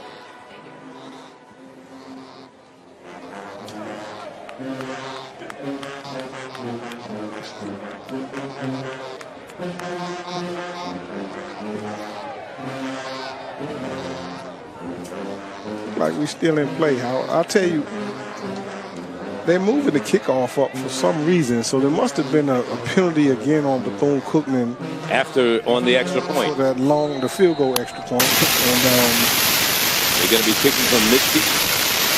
This may be, he may not get a touch on this one. Well, if he can kick it out of the end zone, he won't. He's either going out the end zone or I'm kicking it down on Smith. He can't touch the ball. Oh yeah, he won't return this one. This is up in the bandstand. Excellent. That's excellent. So now I get an opportunity. Bethune Cookman. I mean, if you look at most of the possessions that Bethune Cookman has, they've had great field position pretty much the whole game. Now they get an opportunity to start the ball at the 25-yard line. Howard get a chance to do some of the things defensively that they seem to have improved upon. And then let's see what happens. They can get a stop here and then maybe possibly get some points. Again, I still think we got a good football game going on right here because Howard is playing extremely hard. You know, you thought they were going to fold when they fell down 14-0, but I like the spirit that they're playing with. Well, this Bethune-Cookman team has 8 MEAC championships under its belt. The first in 1984 under Larry Little. The last was under Terry Sims, the coach now here at Bethune, and that came in 2015, his first year. And the ball moved back to the 20. Did they get a delay game? 5-yard penalty, and it's 1st and 15 now for the Wildcats. Here's a Quicks to the outside, and nothing doing that time. That was our guy, Jimmy. I mean, that's great up the field pressure. Aaron Walker was there defensively for the Bison of Howard University. He's been on a lot of plays today. He's out of Friendship High in Washington, D.C., a junior. Aaron Walker, number 27, and he's been all over the place. This is a big opportunity for Howard's defense to make a statement right here. 2nd down. 21. Back to pass. There's trying a little screen. And again, the defense comes up big for the Bison of Howard to make sure that they didn't get any yardage that was not deserved. Again, that was Christian White, a little freshman inside linebacker. He saw it right away, a little swing pass screen they was trying to set up. He shot out there and was able to make the play for no gain. Young man out of Richmond, Virginia. It is 1st down and 10. Make that 3rd down and 21, rather. 3rd and 21. Trying a little screen inside. A lot of blue jerseys around those white shirts. And that the 19 is as far as Bethune is going to go. They're going to punt it from the 20-yard line. I always say, Charlie, there's 2 halves to every football game. The first half couldn't have started worse for Howard, but they hung in there. Now, looking at the second half, this is a great start for them. They get the ball, they go down and score, they force a 3 and out, now they're getting the ball right back. Hey, you never know. 4th down. 4th and 15, but they're going to be punting. That is the Bison.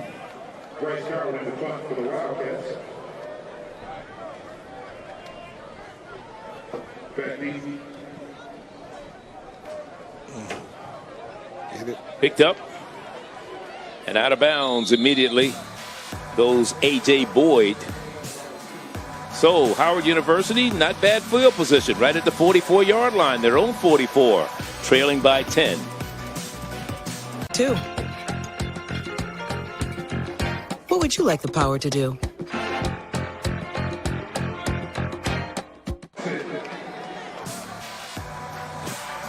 Howard University with the ball, 1st down and 10 at their own 44-yard line. Quarterback Quentin Williams led them down the field for a touchdown the last drive. Here's a late handoff on the delayed draw play to Parson, and Parson maybe a yard to the 45-yard line. He's swallowed up there by Tony Bowman, the defensive end for Bethune Cookman. It's real stout in there. Second down and 10.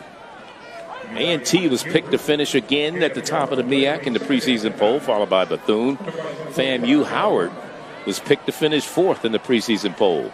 Here's the quarterback. Little swing pass out in the flat to the near side.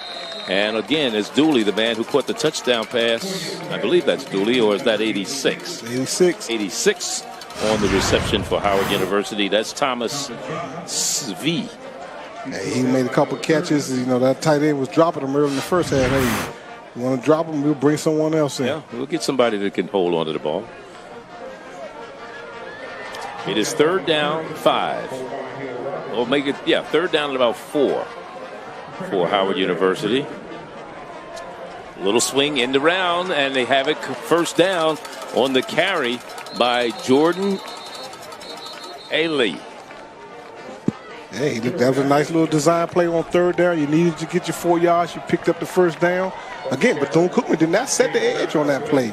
And Howard has been running that sprint motion for the first half, and they haven't really given it to him. They needed the first down. They gave it to him. Now you can see what adjustments was made at halftime on both ends. I think Bethune may have felt, confident in what they were doing, and they don't change much. They who they are. But Howard made a few adjustments. 8.5 to go. Parson, and he's into the secondary. Second level for him, but he's banged down at about the 32-yard line after a gain of about 7 or 8. It'll be third down and 2. I know it's hot down in Daytona Beach, but there's some different type of humidity up here. And so them boys from Howard, them freshmen start laying on them and keep laying on them, and they keep running that ball. It gets soft in the middle sometimes. Different kind of heat, huh? Oh, yeah. A-Lee down on the near side now. Long count for Quentin Williams.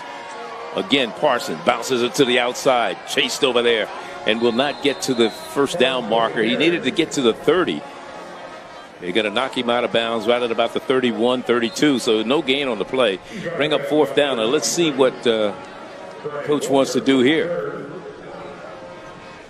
Oh, that's third down. Correction. That's third down. He actually lost about a yard, maybe.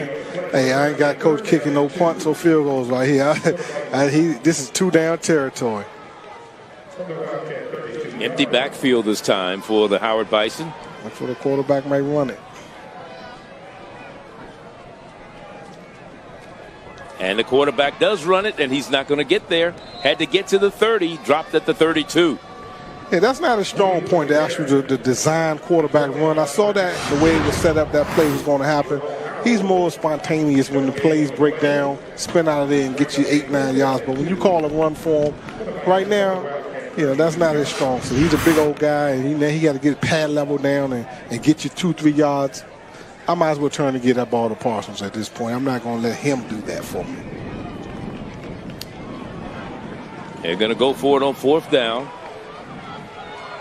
Looks like some type of perimeter play here.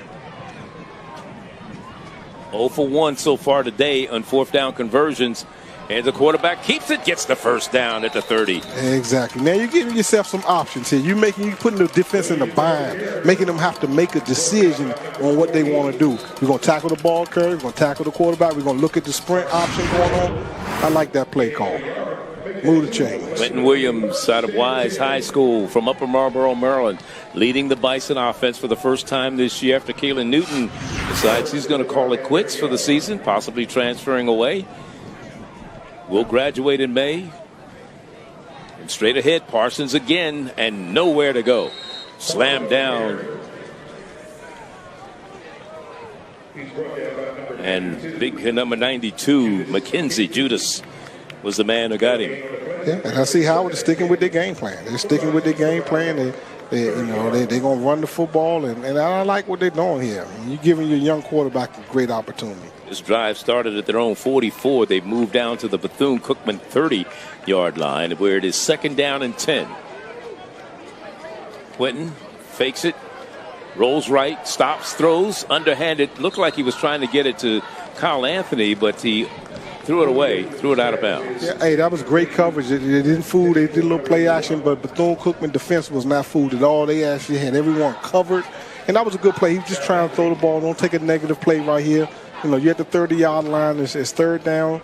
And you want to try on this play, if you can't pick up the first down, you want to try to get yourself about 5 or 6 yards and give yourself a chance to go forward on fourth down.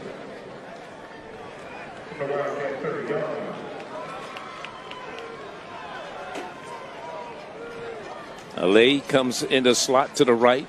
Kyle Anthony about to the bottom of the screen. Quarterback, plenty of room, takes off. Still running. Down inside the 20 and has a first down. That's his strength, Charlie. That's what we talked about. When the play breaks down, step up in the pocket. What Bethune Cookman linebackers are doing, either they're going to blitz or they're dropping in coverage. And when they drop in coverage, they're turning their back. Hey, take off and get your 10. Great football play.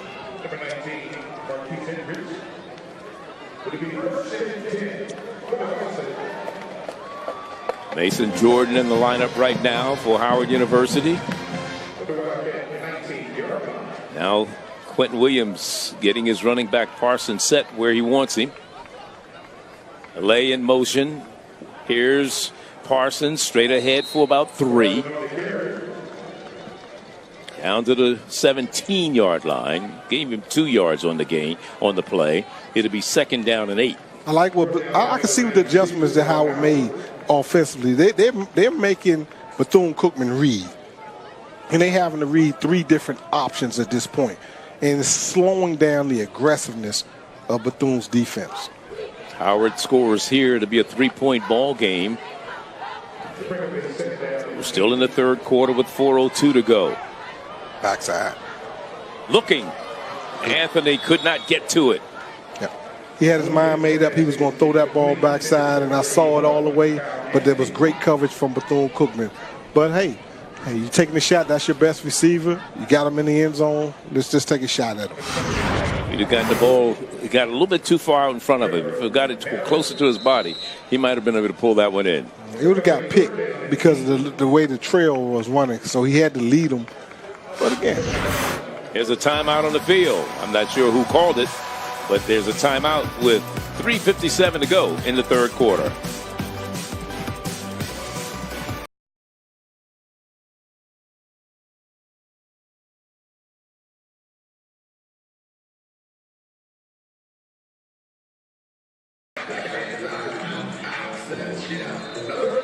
Charlie Neal, Henry Frazier here, third down and 8, facing the Howard University Bison. In the red zone, trying to get something going. There's a swing pass out, and it's complete, but not much running room that time for Marcellus Allison, who made the reception, but had nowhere to run once he caught the ball. Allison was in motion. Now it's fourth down. Hey, go for it. That's what he looks like, It's Coach. house money right now. Well, he's converted the last time. He's 1 of 2 in fourth down conversions this year, today rather, for Howard University. Throws. Oh, he couldn't get it. It was right there. Hey, it was a great read. Allison was the intended receiver that time, and he got the head turned around. The ball was right in his chest. The ball got there before he got his head around. He had no choice. That's called your hot read. Bethune Cookman brought that pressure, but again, he didn't panic. He did. Of doneness. So let's get after it. What would you like the power to do?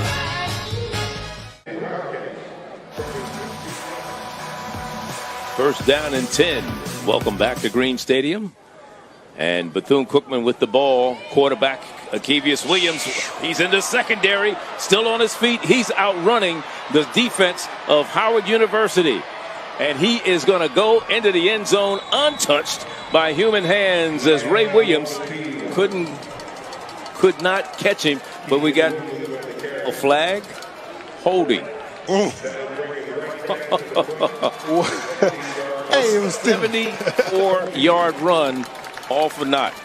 It was a very electric football play, but maybe that's why it was so electric. But look, if I'm the quarterback, I'm mad at this guy. I done ran 74 yards in this heat, Yeah. and it didn't mean anything. You can still put it on his highlights and show it to his kids one day. They don't have to know it came back. But again, you got to account for the quarterback in the run game because he's such an explosive football player.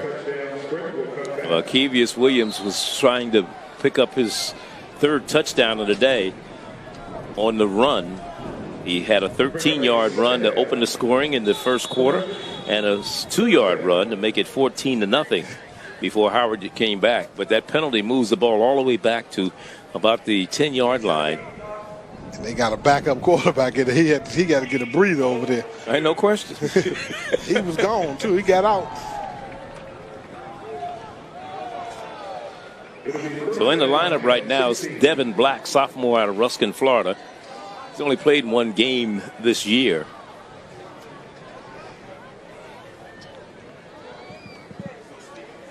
So what is the discussion? What's going on? They're trying to move the clock back. 3:02. Looks like they need to set the time to 3:02. They looking at the clock. The clock was still running after the penalty. So the referee has come over, one of them. He's talking to the booth upstairs. And they're saying replay people are right behind us. 3:02 is what they're telling us. 3 minutes, 2 seconds should be put on the clock. 3 minutes, 2 seconds should be put on the clock. Well, they got to make sure that they got to tell the clock operator. They got it straight. He's sitting right in the booth next to us, and they got to tell him. Man, he had enough time. The quarterback should have caught his breath. Devin Black, hands off, right side, and not much running room. A yard gain, and that is it for Bethune Cookman. I tell you, Howard better keep an eye on the quarterback because. Well, he's coming back. But you know, the backup kid, he was not accounted for in this particular play, but he just came in for one play. Of course, you knew he was going to give it, but if he would have pulled it, he probably would have picked up about 15 or 20 yards. So on second down, second and about 13.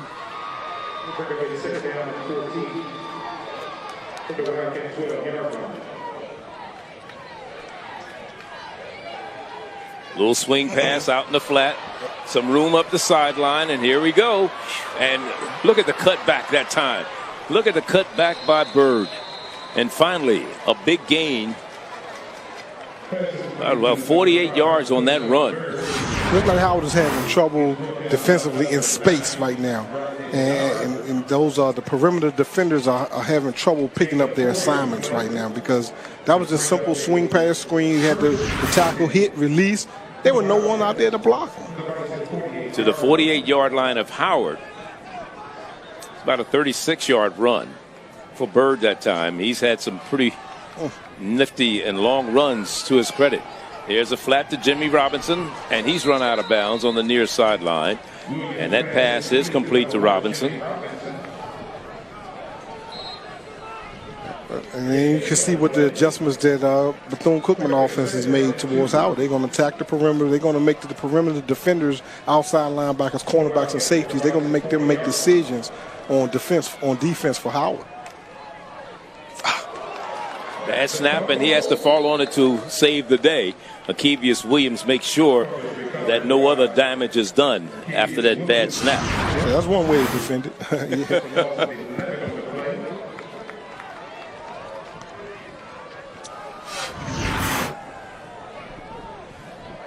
So the ball is spotted all the way back at the 49 of Bethune, and it'll be third down.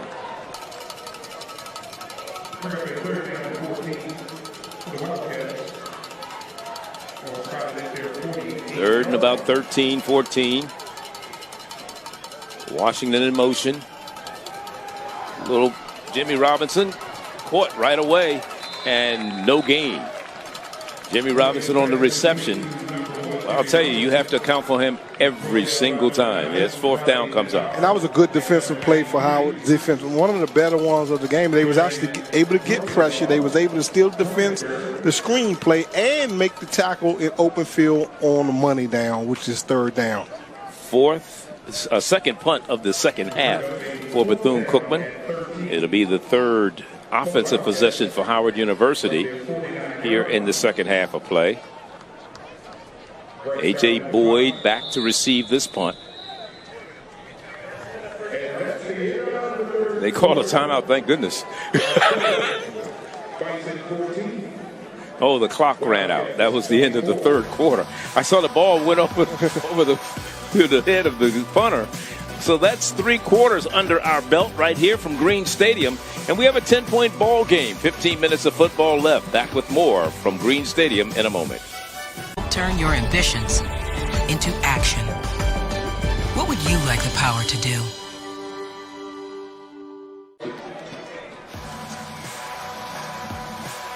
As we start the fourth quarter here, MEAC Football, Bethune and Howard University's 4th down, and Bethune will be punting. A.J. Boyd, the deep man for Howard University, end over end kick. Boyd takes it and brings it upfield at the 20. Takes it to the right side, cuts inside and down at the 20. He's still on his feet. He is not down. He may have a chance to get a block on the kicker. And he's still in bounds and runs out of bounds at the 22-yard line. You can't get stopped by the kicker. Well, he didn't. He didn't. The kicker forced him out of bounds. So A.J. Boyd with an electrifying return that puts Howard in great field position right at the 24-yard line of Bethune. Great field position. I tell you, special teams has been very special for us this afternoon. Every time there's a kick in the air, you know, anything can happen. And that was a big play to start this fourth quarter for Howard University. I couldn't believe A.J. Boyd got out of that massive array of white jerseys. Here's Parsons straight ahead.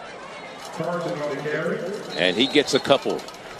Down to the 22. Parsons, old school running back. He lowers his pad level. He just firing to the line of scrimmage. He got injured in the third quarter against Delaware State a week ago, and there was some question as how much action he would see today. But he's been one who has done a very good job for them. Preseason, first team all-conference selection, ranked 5th in the conference in running right now. Last year, he was the Rookie of the Year in the Mid-Eastern Athletic Conference. Back to pass. Incomplete in the end zone on the far side. And that was trying to get Kyle Anthony involved in that. Hey, he was able to find the one-on-one coverage. You know, our best receiver, one-on-one coverage. So, hey, why not just toss it out there and make him, give him an opportunity to make a play.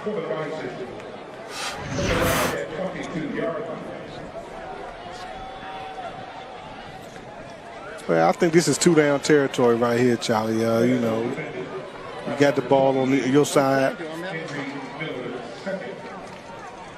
Back to pass again.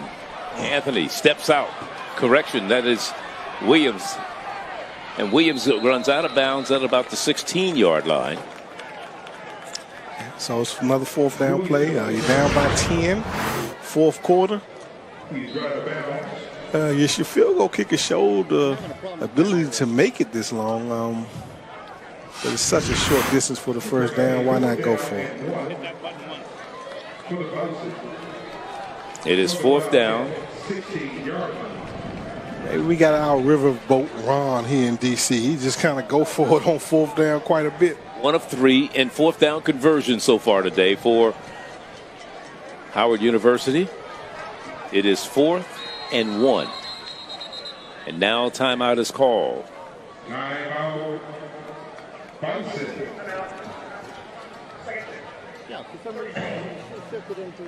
Howard University calls the timeout with 13:13 to go and a 10-point ball game. They'll talk it over. They're going to go for it on 4th down. So what do you call here? Well, I think you want to go with what you've been doing in terms of the sprint motion across the backfield with your wide receiver. Then you want to give your quarterback a chance for a zone read. So what happens with the sprint motion, you widen out the defender, the defensive end. He has to respect that because you gave it to him once. Then your running back has been running good inside. And then your quarterback just has to make a smart decision. I think you keep it on the ground with 1 yard, but you want to do those things. So look for number 11 to come across the formation. Well, I may be wrong because you're in the pistol formation, so it looks like they're going to go right down here, right now, and get you 1 yard. Parson, the second back behind the quarterback, Quentin Williams. Well, maybe not. Fake. And they give to Parson. He has the first down inside the 15, where he had to go, and he gets it down to about the 12. That was the play I was trying to draw up, but they ran it from a pistol set instead of with the running back being beside the quarterback. So they gave Bethune something different. Little subtle changes right there. This is a huge possession for Bethune Cookman's defense. If they can somehow get a stop here, because it don't look like they're going to go for a field goal. It may set the game up for them. Straight ahead. Quarterback keeps it, goes right side, touchdown! Howard University. From 13 yards out, the quarterback, Quentin Williams, with the run. He's thrown 2, he's run for 1. What do you say, Charlie? I think Howard found their guy. They have a local guy in Quentin that wants to be here, that's going to be here. He's a freshman, first start, showing a great composure. You got to love what's going on with Howard. 24-yard drive set up by that good punt return by A.J. Boyd. And now for the point after to make it a 3-point ball game with 12:39 to go. Back to kick it is Nick Farris. He's been perfect in PATs today.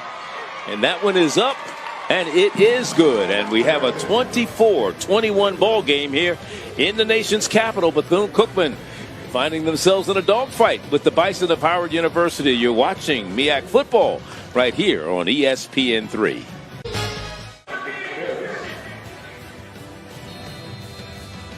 Along with Henry Frazier, Charlie Neal here at Green Stadium. MEAC Football 24-21. Howard University within 3 of Bethune-Cookman. They were trailing at one point in this game, 14-0. Here's Jimmy Robinson from the 3-yard line, and they finally get him up in the air and bring him down at the 29. Okay. Hey, they better than me. He wouldn't have touched that ball again. You got to give Howard credit. They're sticking with their game plan. They're sticking with their guns, and they look like a team that believe. I think Bethune looking like a football team that had this wrapped up. They got out to a big lead. They was controlling the line of scrimmage. But Howard has come to play football for 4 quarters. And this is one of those possessions right here like they had at the end of the second quarter. I think Bethune needs to come down and get some kind of points. Now a timeout called by Howard University. Kevius Williams has had a pretty good day for the Wildcats of Bethune-Cookman. He's run for 55 yards. He's run for a couple of touchdowns. And he's thrown for 12 of 18, 138 yards, as long as it was a 44-yarder. And Coach can't be happy about this. I mean, you score, you cut it to 3. You stop Jimmy on the kickoff return, and then you go out there with 10 football players to play first down defense, and they have to waste a timeout. These timeouts are going to become really valuable. They're down to 1 timeout here in the 4th quarter, down by 3 points. 93rd year of football for the Wildcats of Bethune-Cookman University. You talk about the Pro Football Hall of Fame. The MEAC has 11 former players in the Pro Football Hall of Fame. Art Shell, Marion Motley, Elvin Bethea, Rosie Brown, Bob Hayes, Lynn Ford, Leroy Kelly, Willie Lanier, Deacon Jones, Larry Little from right there, Bethune-Cookman, and Harry Carson, as we see the quarterback keeps it for a couple of yards. 11 in the Pro Football Hall of Fame. And one of the things, I get a chance to go out to the Black College Football Hall of Fame Classic in Canton, Ohio. They are devoting a wing at the Pro Football Hall of Fame to HBCU football. Rightfully so. That's awesome. That's awesome. You wonder how many the SWAC have. The MEAC has that many the SWAC. I mean, they should have a wing in it. Morgan has 4, 3 from South Carolina State in the Pro Football Hall of Fame, as that one is caught, and it's going to be a first down for Bethune-Cookman. Bethune-Cookman's Tyree Spain with that reception. And you talk about South Carolina State with 3, Maryland Eastern Shore with 1 each, along with A&T, FAMU, and Bethune-Cookman with Larry Little we talked about earlier. And the fact that Howard University has a kid that's playing right now in the NFL named Antoine Bethea with the New York Giants. he should be in. He'll get in at some point in time. He's still playing, so he's got to wait till his career's over. But I believe he's a strong candidate for the Pro Football Hall of Fame. Yeah, if longevity has anything to do with it, he definitely Yeah. I mean, he's been around a long time. Certainly has. Of course, you got Doug Wilkerson from North Carolina Central. He deserves to go in. Larry Kid Riley from Florida A&M. He deserves to go in. John Taylor from Delaware State. He's one that should be going in.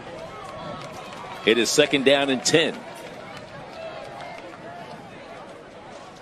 Back to pass. Acavius Williams being chased on the far side. He's going to keep it and run out of bounds in front of his own bench, right shy of the midfield stripe. Right at about the 45 is where they're going to market him going out of bounds. Yep, another 3rd down opportunity for Howard defense to get off the field and for Bethune to keep the drive alive. And 3rd downs are money downs, and now especially in the 4th quarter. 3rd and 4. That's the call. 10:39 to go here in the ball game. 24-21. Bethune by 3. Here comes the blitz. They pick it up. Out the flat is Mallard, the tight end, and he's out of bounds on a 1st down, and we got a flag, a late flag.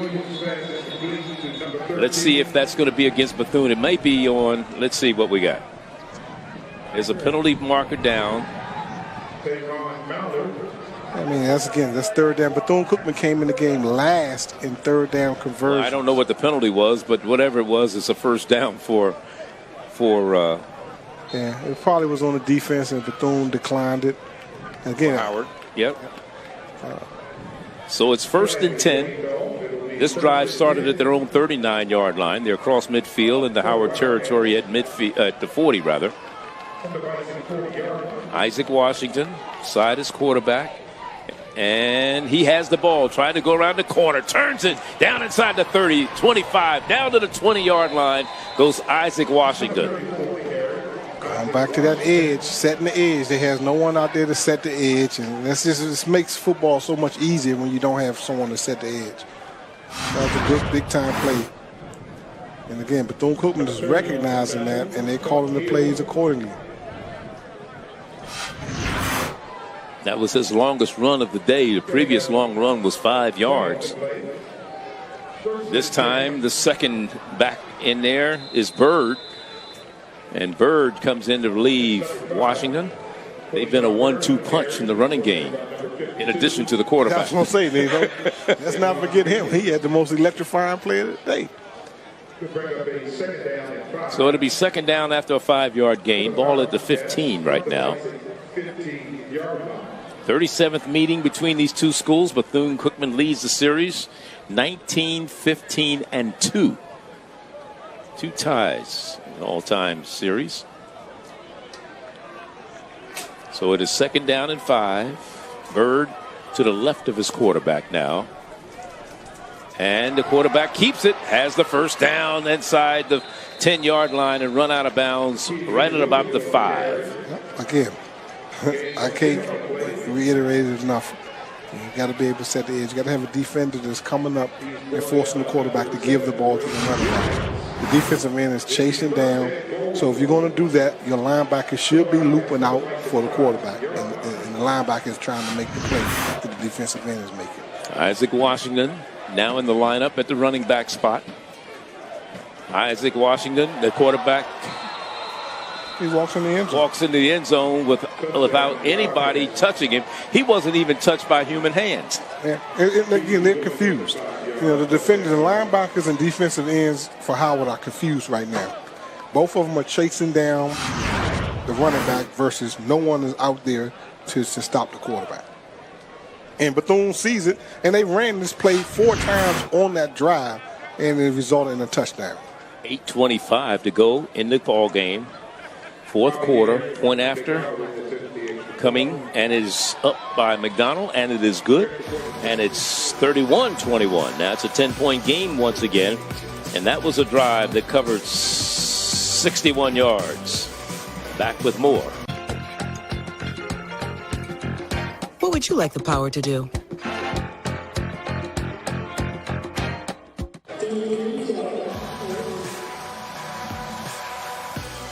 Along with Henry Frazier, Charlie Neal here on ESPN3 on the campus of Howard University in Washington, D.C. 10-point ball game. Bethune just scored. Kevius Williams with his third rushing touchdown of the day. Howard University's JaMychal Jones bringing it out. And JaMychal Jones out across the 30-yard line to the 31. Nice, exciting special team play today. That has been some of the problems with Howard University, of course, early in the season with special teams having some issues there. The return game has definitely stepped up today. 26-yard return. It'll be first and 10. Bison, ball resting at their In the fourth quarter, 8 minutes left. This is definitely one of those must-scoring drives right here. Get some kind of points, whether it's a field goal, whether it's a touchdown, you need to get some points. First down and 10. A little too high, intercepted. Coming up with the interception is Trevor Merritt. And Merritt brings it down the sideline, and it's Bethune Cookman. That's the first turnover of the day for either team. Yeah, it's been a pretty clean game, and they came in there. Again, you got a quarterback, and the coach has been managing the game pretty good for him, but he had his mind made up. He was going to go down the seam to the big guy, to the tight end, and Bethune didn't bring pressure on that first down. And they had a safety over top, and with a high pass, he was able to get an interception. Turnovers are bad anytime, but especially on first down, they really hurt.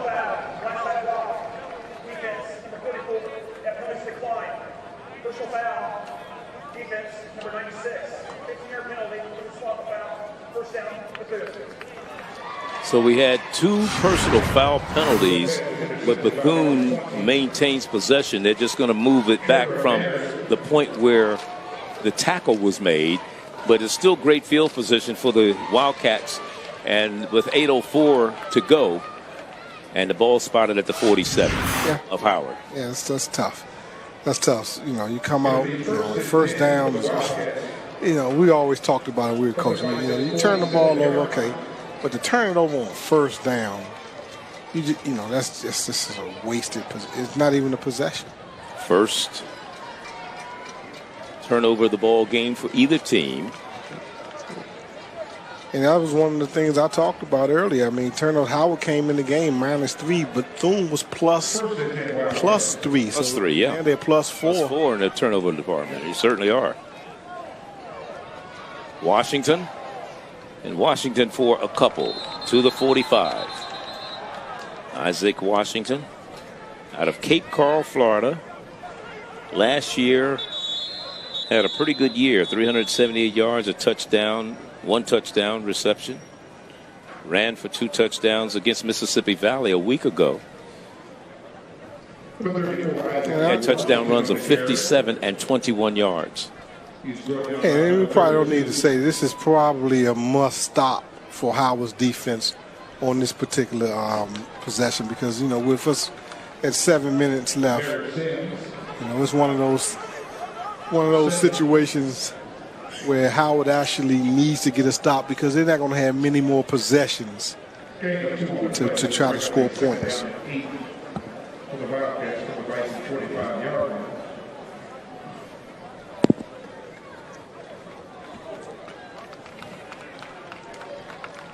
Looks like the big guy maybe caught a little cramp or something. It's a really hot, muggy, humid afternoon here in Washington, D.C. But it has been a really hard-fought, clean football game. Like you said, Charlie, that was just the first turnover, of the afternoon. And I'm impressed with Coach Sims and Coach Prince in terms of what they've done with their football teams, respectively. Ike Washington moves to the left of his quarterback. Here's a Kevius Williams throwing out of the flat on the near side. And a tackle on Washington. I tell you what, the big old tight end, he's screaming at his quarterback. He was wide open down the side of the field. Wyman with no one within 10 yards of him. If he would have just came back and looked left, it would have been another touchdown. And Teron Mallett, 6'6", 250. How can you miss him? Third down and about 2. Here's a sack, possibly. No, Akevius Williams gets away from it, gets the first down, still on his feet, and runs out of bounds at the 22. They had him dead to rights in the crosshairs, and they just could not bring him down. It's about the third or fourth time today that they had a guy in their wraps, and they just didn't wrap him up and bring him to the ground, and then move the chains, keep everything moving, and somehow, some way, they need to get a stop on this possession. Wow.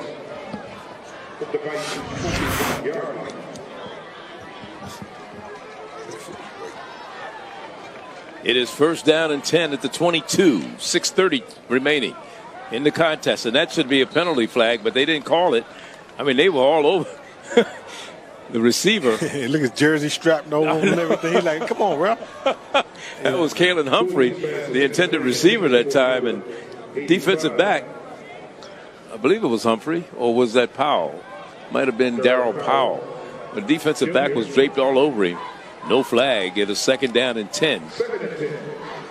And here we go with Bird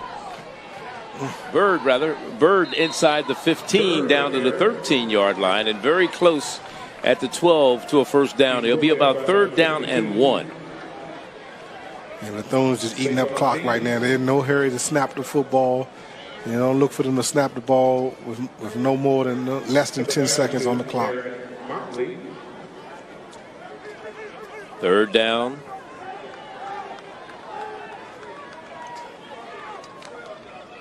Williams. And here's Bird. Bird cuts inside, has the first down inside the 10. At the 8, it'll be first and goal, Wildcats. Oh, Redskin counter trade play there, right there. They did it out of the one-back set. Bought the tackle and the guard pulled around there. Kick out, pull up, first down.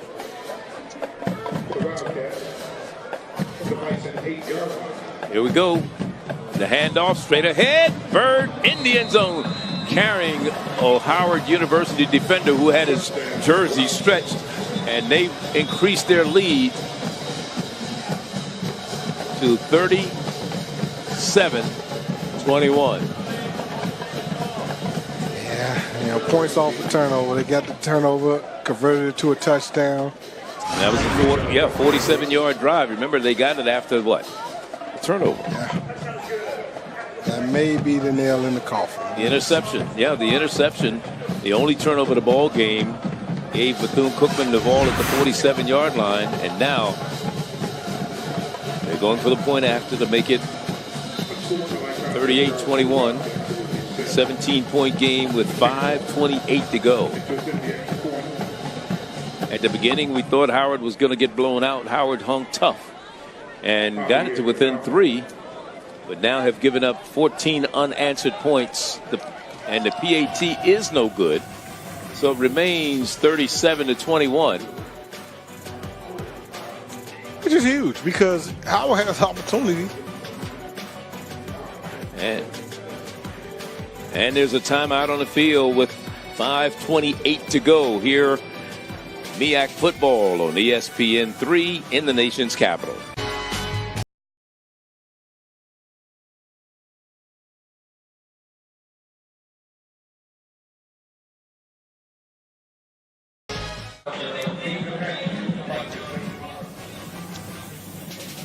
Along with Henry Frazier, Charlie Neal here at the Burr, which is across the street. And we're at Green Stadium. Burr is the basketball arena right down the street here. 49th year of football for the Mid-Eastern Athletic Conference. And intercollegiate athletics, 11 schools out of the 11, 9 field football teams. UMES and Coppin, the only 2 that do not. So, fair catch on the kick will down the ball for Howard University. Yeah, that was Marcellus Allison, graduate student, the tight end. He dropped a couple, and then he dropped the fair catch kickoff return. The dropsies out there. Well, we talked a little bit about the 11 NFL players in the Pro Football Hall of Fame from the MEAC. The last 2 players from BCU drafted by the NFL, Rashawn Mathis, as Howard University steps up, and that is Quentin Williams with the run. Shane Mathis, a defensive back, drafted in the 2nd round by Jacksonville in 2003. And, of course, Nick Collins second-round pick by the Packers in 2005. Well, on the Howard University side, they had a couple players drafted in the NFL. The last two was Ron Bartell, the second-round pick of the Rams in 2005, and Antoine Bethea. We talked about his longevity. 2006 was the year he was drafted in the 6th round. He's still playing. Of course, he's with the New York Giants. So quite an array of good people. And, of course, we know about the Black College Football Hall of Fame player watch list. The MEAC has 15 on that list. Kyle Anthony from Howard University, Jaquez Ezzard, who we've not seen play at all this year from Howard University, and Kalen Newton, who probably won't make it since he's not going to play anymore this year. We don't know. He said he's weighing his options. Well, not here. He may not play here. Let's put it that way. Out of bounds after the pass to Parson. Bethune-Cookman has Marquise Hendricks, the linebacker, on that watch list, as is Jimmy Robinson, without a doubt. Bethune-Cookman on that list, and Marquise Ford, the defensive lineman from Bethune-Cookman, on that watch list. And that one, a good defensive play. Very good. To break that one up. Yep. Broke on the ball, used his off hands and batted down. Excellent football play. Great football play that time by Sam Mark, defensive back for Bethune-Cookman. Well, you know, we got 4:51 left in the game, 3rd and long. I think it's probably 2-down territory for our Riverboat Ron here in D.C. Well, let's see what happens. Here we go on 3rd down. The flag is coming out. May have offsides against the defense, and that is Kyle Anthony on the reception inside the 45 to the 42. The head linesman threw the flag, so I would say they let the play go. It's probably offsides against the defense. I'm not sure we had enough people on the line of scrimmage. Oh, they call it a illegal formation. Yeah. That's what it was. Coach Prince was trying to get his receiver to step up on the line of scrimmage at the last minute because he recognized that he didn't have enough on the line of scrimmage. He was yelling at him, and the kid jumped up late. They snapped it, but that's going to hurt. So you had the illegal formation or the legal procedure, one of the two. Because he jumped up too late. Yeah. 3rd down. Throws. Caught. Kyle Anthony inside the 40, still on his feet and down to the 38. Hey, I can't say enough good things about this quarterback. This kid is 3rd down and about 13. He stood in the pocket tall and delivered a strike. One of the things when you look at the difference between Kalen Newton and Quentin Williams, Quentin is 6'4", and here's Parson on the reception, low pass, but he was able to dig it off the turf and pick it up. Yeah. You look at the difference in size. They listed Kalen Newton at 6 feet, and I think that was being generous in terms of size. But you look at Quentin Williams, he's 6'4", so that gives him an advantage right there. Hey, I've been around a long time, Charlie. When somebody's 6'4" and 6 feet, that's a huge difference, especially at the quarterback position. You can't coach that. Right. And then you knowing that the kid is a winner. The kid is coming from one of the best high schools in the area and not the country, and he's won and he's played. And now he's getting the opportunity, you know what they say about Howard. You have to be pretty cerebral to get admitted to this school. And the thing is, he's just a freshman. Just a freshman. And look at what kind of future he may have. Already been put into the baptism of fire. Played 2 games prior to the day, and those were probably games in which the school was outmanned, and like Youngstown State and University of Maryland. In fact, against Youngstown State, we gotta get the water ball. He threw a touchdown pass to Kyle Anthony in that game. Yeah, and one of the things, though, and one thing I talked to Coach Prince about, he was interested in signing kids from winning programs. And there's another throw. Kyle Anthony on the reception, and Anthony out of bounds at the 20-yard line. Yeah, and you got to like how he's doing over there. I mean, the coach that they had before that went on down to William and Murray, he started a good thing and built and brought some good talented football players. But what coach is doing, you got to like it. Back to pass, Quentin Williams looking, man in the end zone, touchdown. Yes. Big time throw. Big time throw. Perfect throw.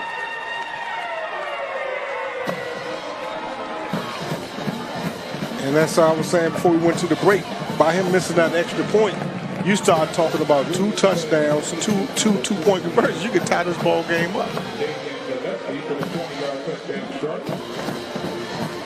Well, let's see Quentin Williams. So they reset the play clock, and it look like we're going to go for 2 to try to be down only by 8 points.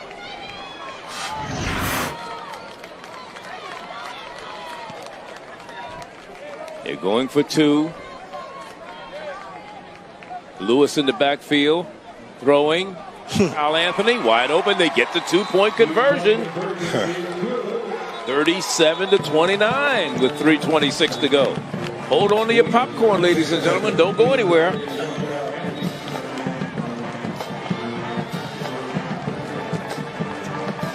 Hey, down by 8. They only have 1 timeout left, and that's one of the things that you have to think about. If they have 1 left, it's showing 0. I thought they may have 1 timeout left. So I don't know if you kick on the onside kick at this point with 3 minutes left in the game. You know, the last possession, Bethune kind of had their way and drove all the way down. You know, but again, they answered the 14 points. So you know, you put it in your defense's hand, I guess. You know, Bethune's probably not going to throw the ball. You just go on and sell out, send everybody, and try to get you a stop right here. Hey, I'm so impressed with this quarterback, Charlie. Hey, if I had a vote, he would be definitely MEAC Rookie of the Week. I mean, he's going to be in contention. I mean, Howard got something in this young man because your whole playbook is now open. I mean, I watched Caden play, and Caden is a dynamic football player, but a lot of things were done. You know, we got a 5'10", 5'11" quarterback that, you know, you really can't do with this pocket passing game. I mean, because this kid can sit there and throw over the line of scrimmage, and then he's fast enough where he can actually, when it breaks down, go make something happen. Well, the most important thing is he's thrown for 3 touchdowns. They tried the onside kick and failed. So Bethune will get the ball at the 45 of Howard University. The last time they started at the 47 after the interception and scored a touchdown. But more importantly, you're talking about these young people and what they've been able to do over the course of the year. And this kid, Quentin Williams, coming in and being as impressive as he is. Yeah, he is, and they got something to work with. And I think, you know, when you have so many freshmen, and speaking to Coach early in the week, he told me right now they have 20 unofficial commitments for next year. That's great. They're playing a lot of freshmen. They are. Man, you have a local quarterback that you can build your team around. You got 2 freshmen starting on the offensive line. One is being the coach's son. As we keep the ball on the ground, that is Bethune Cookman trying to run out the clock with 3:21 to go and leading by 8 points. And you got Jean-Baptiste Elton on the offensive line. You've got, the left tackle, Deshaun Ingram, is also a freshman out of Detroit's Martin Luther King. On the defensive side of the ball, you've got Kristen White, an inside linebacker. You've got Jean-Baptiste Elton, a defensive end. As far as a freshman is concerned, you got Dominic Logan Neely, a cornerback who's a freshman. So they're playing a lot of young people. Dre Williams, a Detroit freshman at safety. Elijah Coleman, another freshman, and Quante Anderson. So when you have all that youth, you're going to make mistakes, and it takes a while for them to gel. You know, somebody asked Coach Prince earlier about the fact that they played their first 4 games on the road. Was that good or bad? He said he thought it was good. And the reason he felt it was good was because it got the team a chance to be away from here, to gel, to be solidify themselves as a unit. Yeah, road games tend to do that for you. And again, that's why I probably don't like the onside kick, because what they're doing defensively, they would have been able to do that back here. But again, maybe they didn't want to kick it to Jimmy. I don't blame that. But now, even if you do get a stop, you're going to get the ball back under a minute, and you're going to have to go 80 or 90 yards to try to tie the ball game. I'm not sure how many timeouts Howard has remaining. Down the sideline, Jimmy Robinson inside the 15, down to the 12-yard line. Yeah, and it's one of those things you didn't think they were going to throw the ball, but they rolled the quarterback to their sideline, threw it to one of their most dynamic football players. And what's really important right here, I thought he stayed in. Yeah, he stayed in bounds. Of course, and that was really smart. Yeah, because now you're going to eat up the clock, and then I'm not sure they may can run it out. Big time play right there for Bethune's offense. Kevius Williams calling the signals.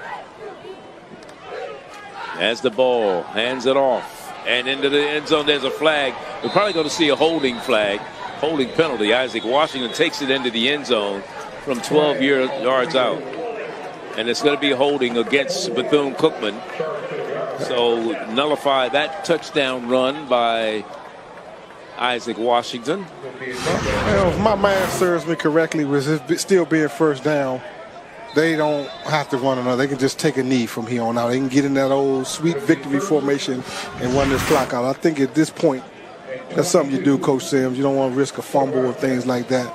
Just go on and get in the victory formation and win the game. Howard has no timeouts remaining. Bethune has 2 left. And they throwing it. But Kevius Williams looking up top. Mallett, and they're all over Mallett. And here comes a flag. It comes from 17 different officials. And they only have 8 on the field. This guy's the replay guy was throwing the flag from up in the booth. Yeah, I mean, that definitely was unpredictable right there. You threw the ball when you can really take a knee. 2 knees, 3 knees to win the game, and you're throwing the ball.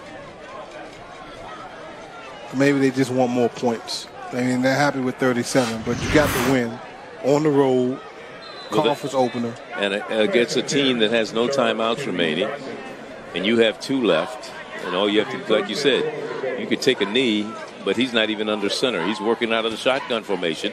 It's not a victory formation right now, and there's Washington again, and he's breaking tackles, and he gets to the 5-yard line. Guess they just want points. Maybe they want to cover the spread. I'm not sure, but you want to get away on the road conference game with a win, and I have to talk to Coach Sims about that. A minute 10 to go. Yeah, you don't endear yourself because sometimes the tables turn on you, don't they? They turn, and then something could happen. That ball could fall out. They scoop it and score. You never know. You got to win. You got to win. Why take a chance, right? Hey, it's hard to win football games. And when you know you got one, all you got to do is you practice victory formation every Friday. So it's nothing like it when your team can get in that formation knowing that we got this win secured. But maybe Bethune don't practice it. Maybe it's not in their playbook. Maybe they like, hey, we're going to keep trying to score no matter what. You never know. I like to ask Coach Sims about that. Right now, it's 37. The clock will go down. Maybe he's just going to wait it out. Talk about Coach Prince. When he got the job as a head coach at Kansas State, he was the 3rd youngest coach in FBS history. He was 36 years old at the time to become a head coach in the FBS. Here we go on 2nd down and goal. Long count. This is the last play of the game right here. Gives off to Jimmy Robinson trying to turn the corner. And he's going to go out of bounds. And that stops the clock. They got to run another one. With 32 seconds to go. Jimmy Robinson on the carry. Well, at least they didn't throw it, right? He said he didn't throw it, but the game would have been over with right now. And it's how you win, it's how you lose. This is, all of those things are factors. And, you don't want to risk injury. You don't want to risk a fumble. It's a risk. It's a risk. Bethune got this game won. You're stat chasing or you're trying to get late points. It does no one any good in this situation. Howard on the road next week at Harvard. Here's the quarterback, Williams. He's dropped down at the 4-yard line. But again, why risk injury to your starting quarterback in that situation? He took a hit. 4th down, but the clock doesn't stop, and that should be the last play of the ball game. Yeah, he done. That's an extra hit that your body took that you didn't have to take. Bethune Cookman's at home next week against Morgan State. from Baltimore. So the final score from here, Washington, D.C., will be 37 for the Wildcats of Bethune, traveling from Daytona Beach. They'll go home with a victory, 29 points for the home team, Howard University, who falls to 1-1 in conference play. Bethune goes to 1-0. Oh, what a game, huh? Bethune Cookman came out 14-0 start, and then Howard answered, making it 14-7. Then it was 24-7 at halftime. But Howard came back with 14 unanswered points to make it 24-21. And Kevius Williams with a 4-yard run, 31-21. And the final, 37-29 for Henry Frazier and all of us here at ESPN3. Charlie Neal saying so long from Green Stadium. We'll see you down the road.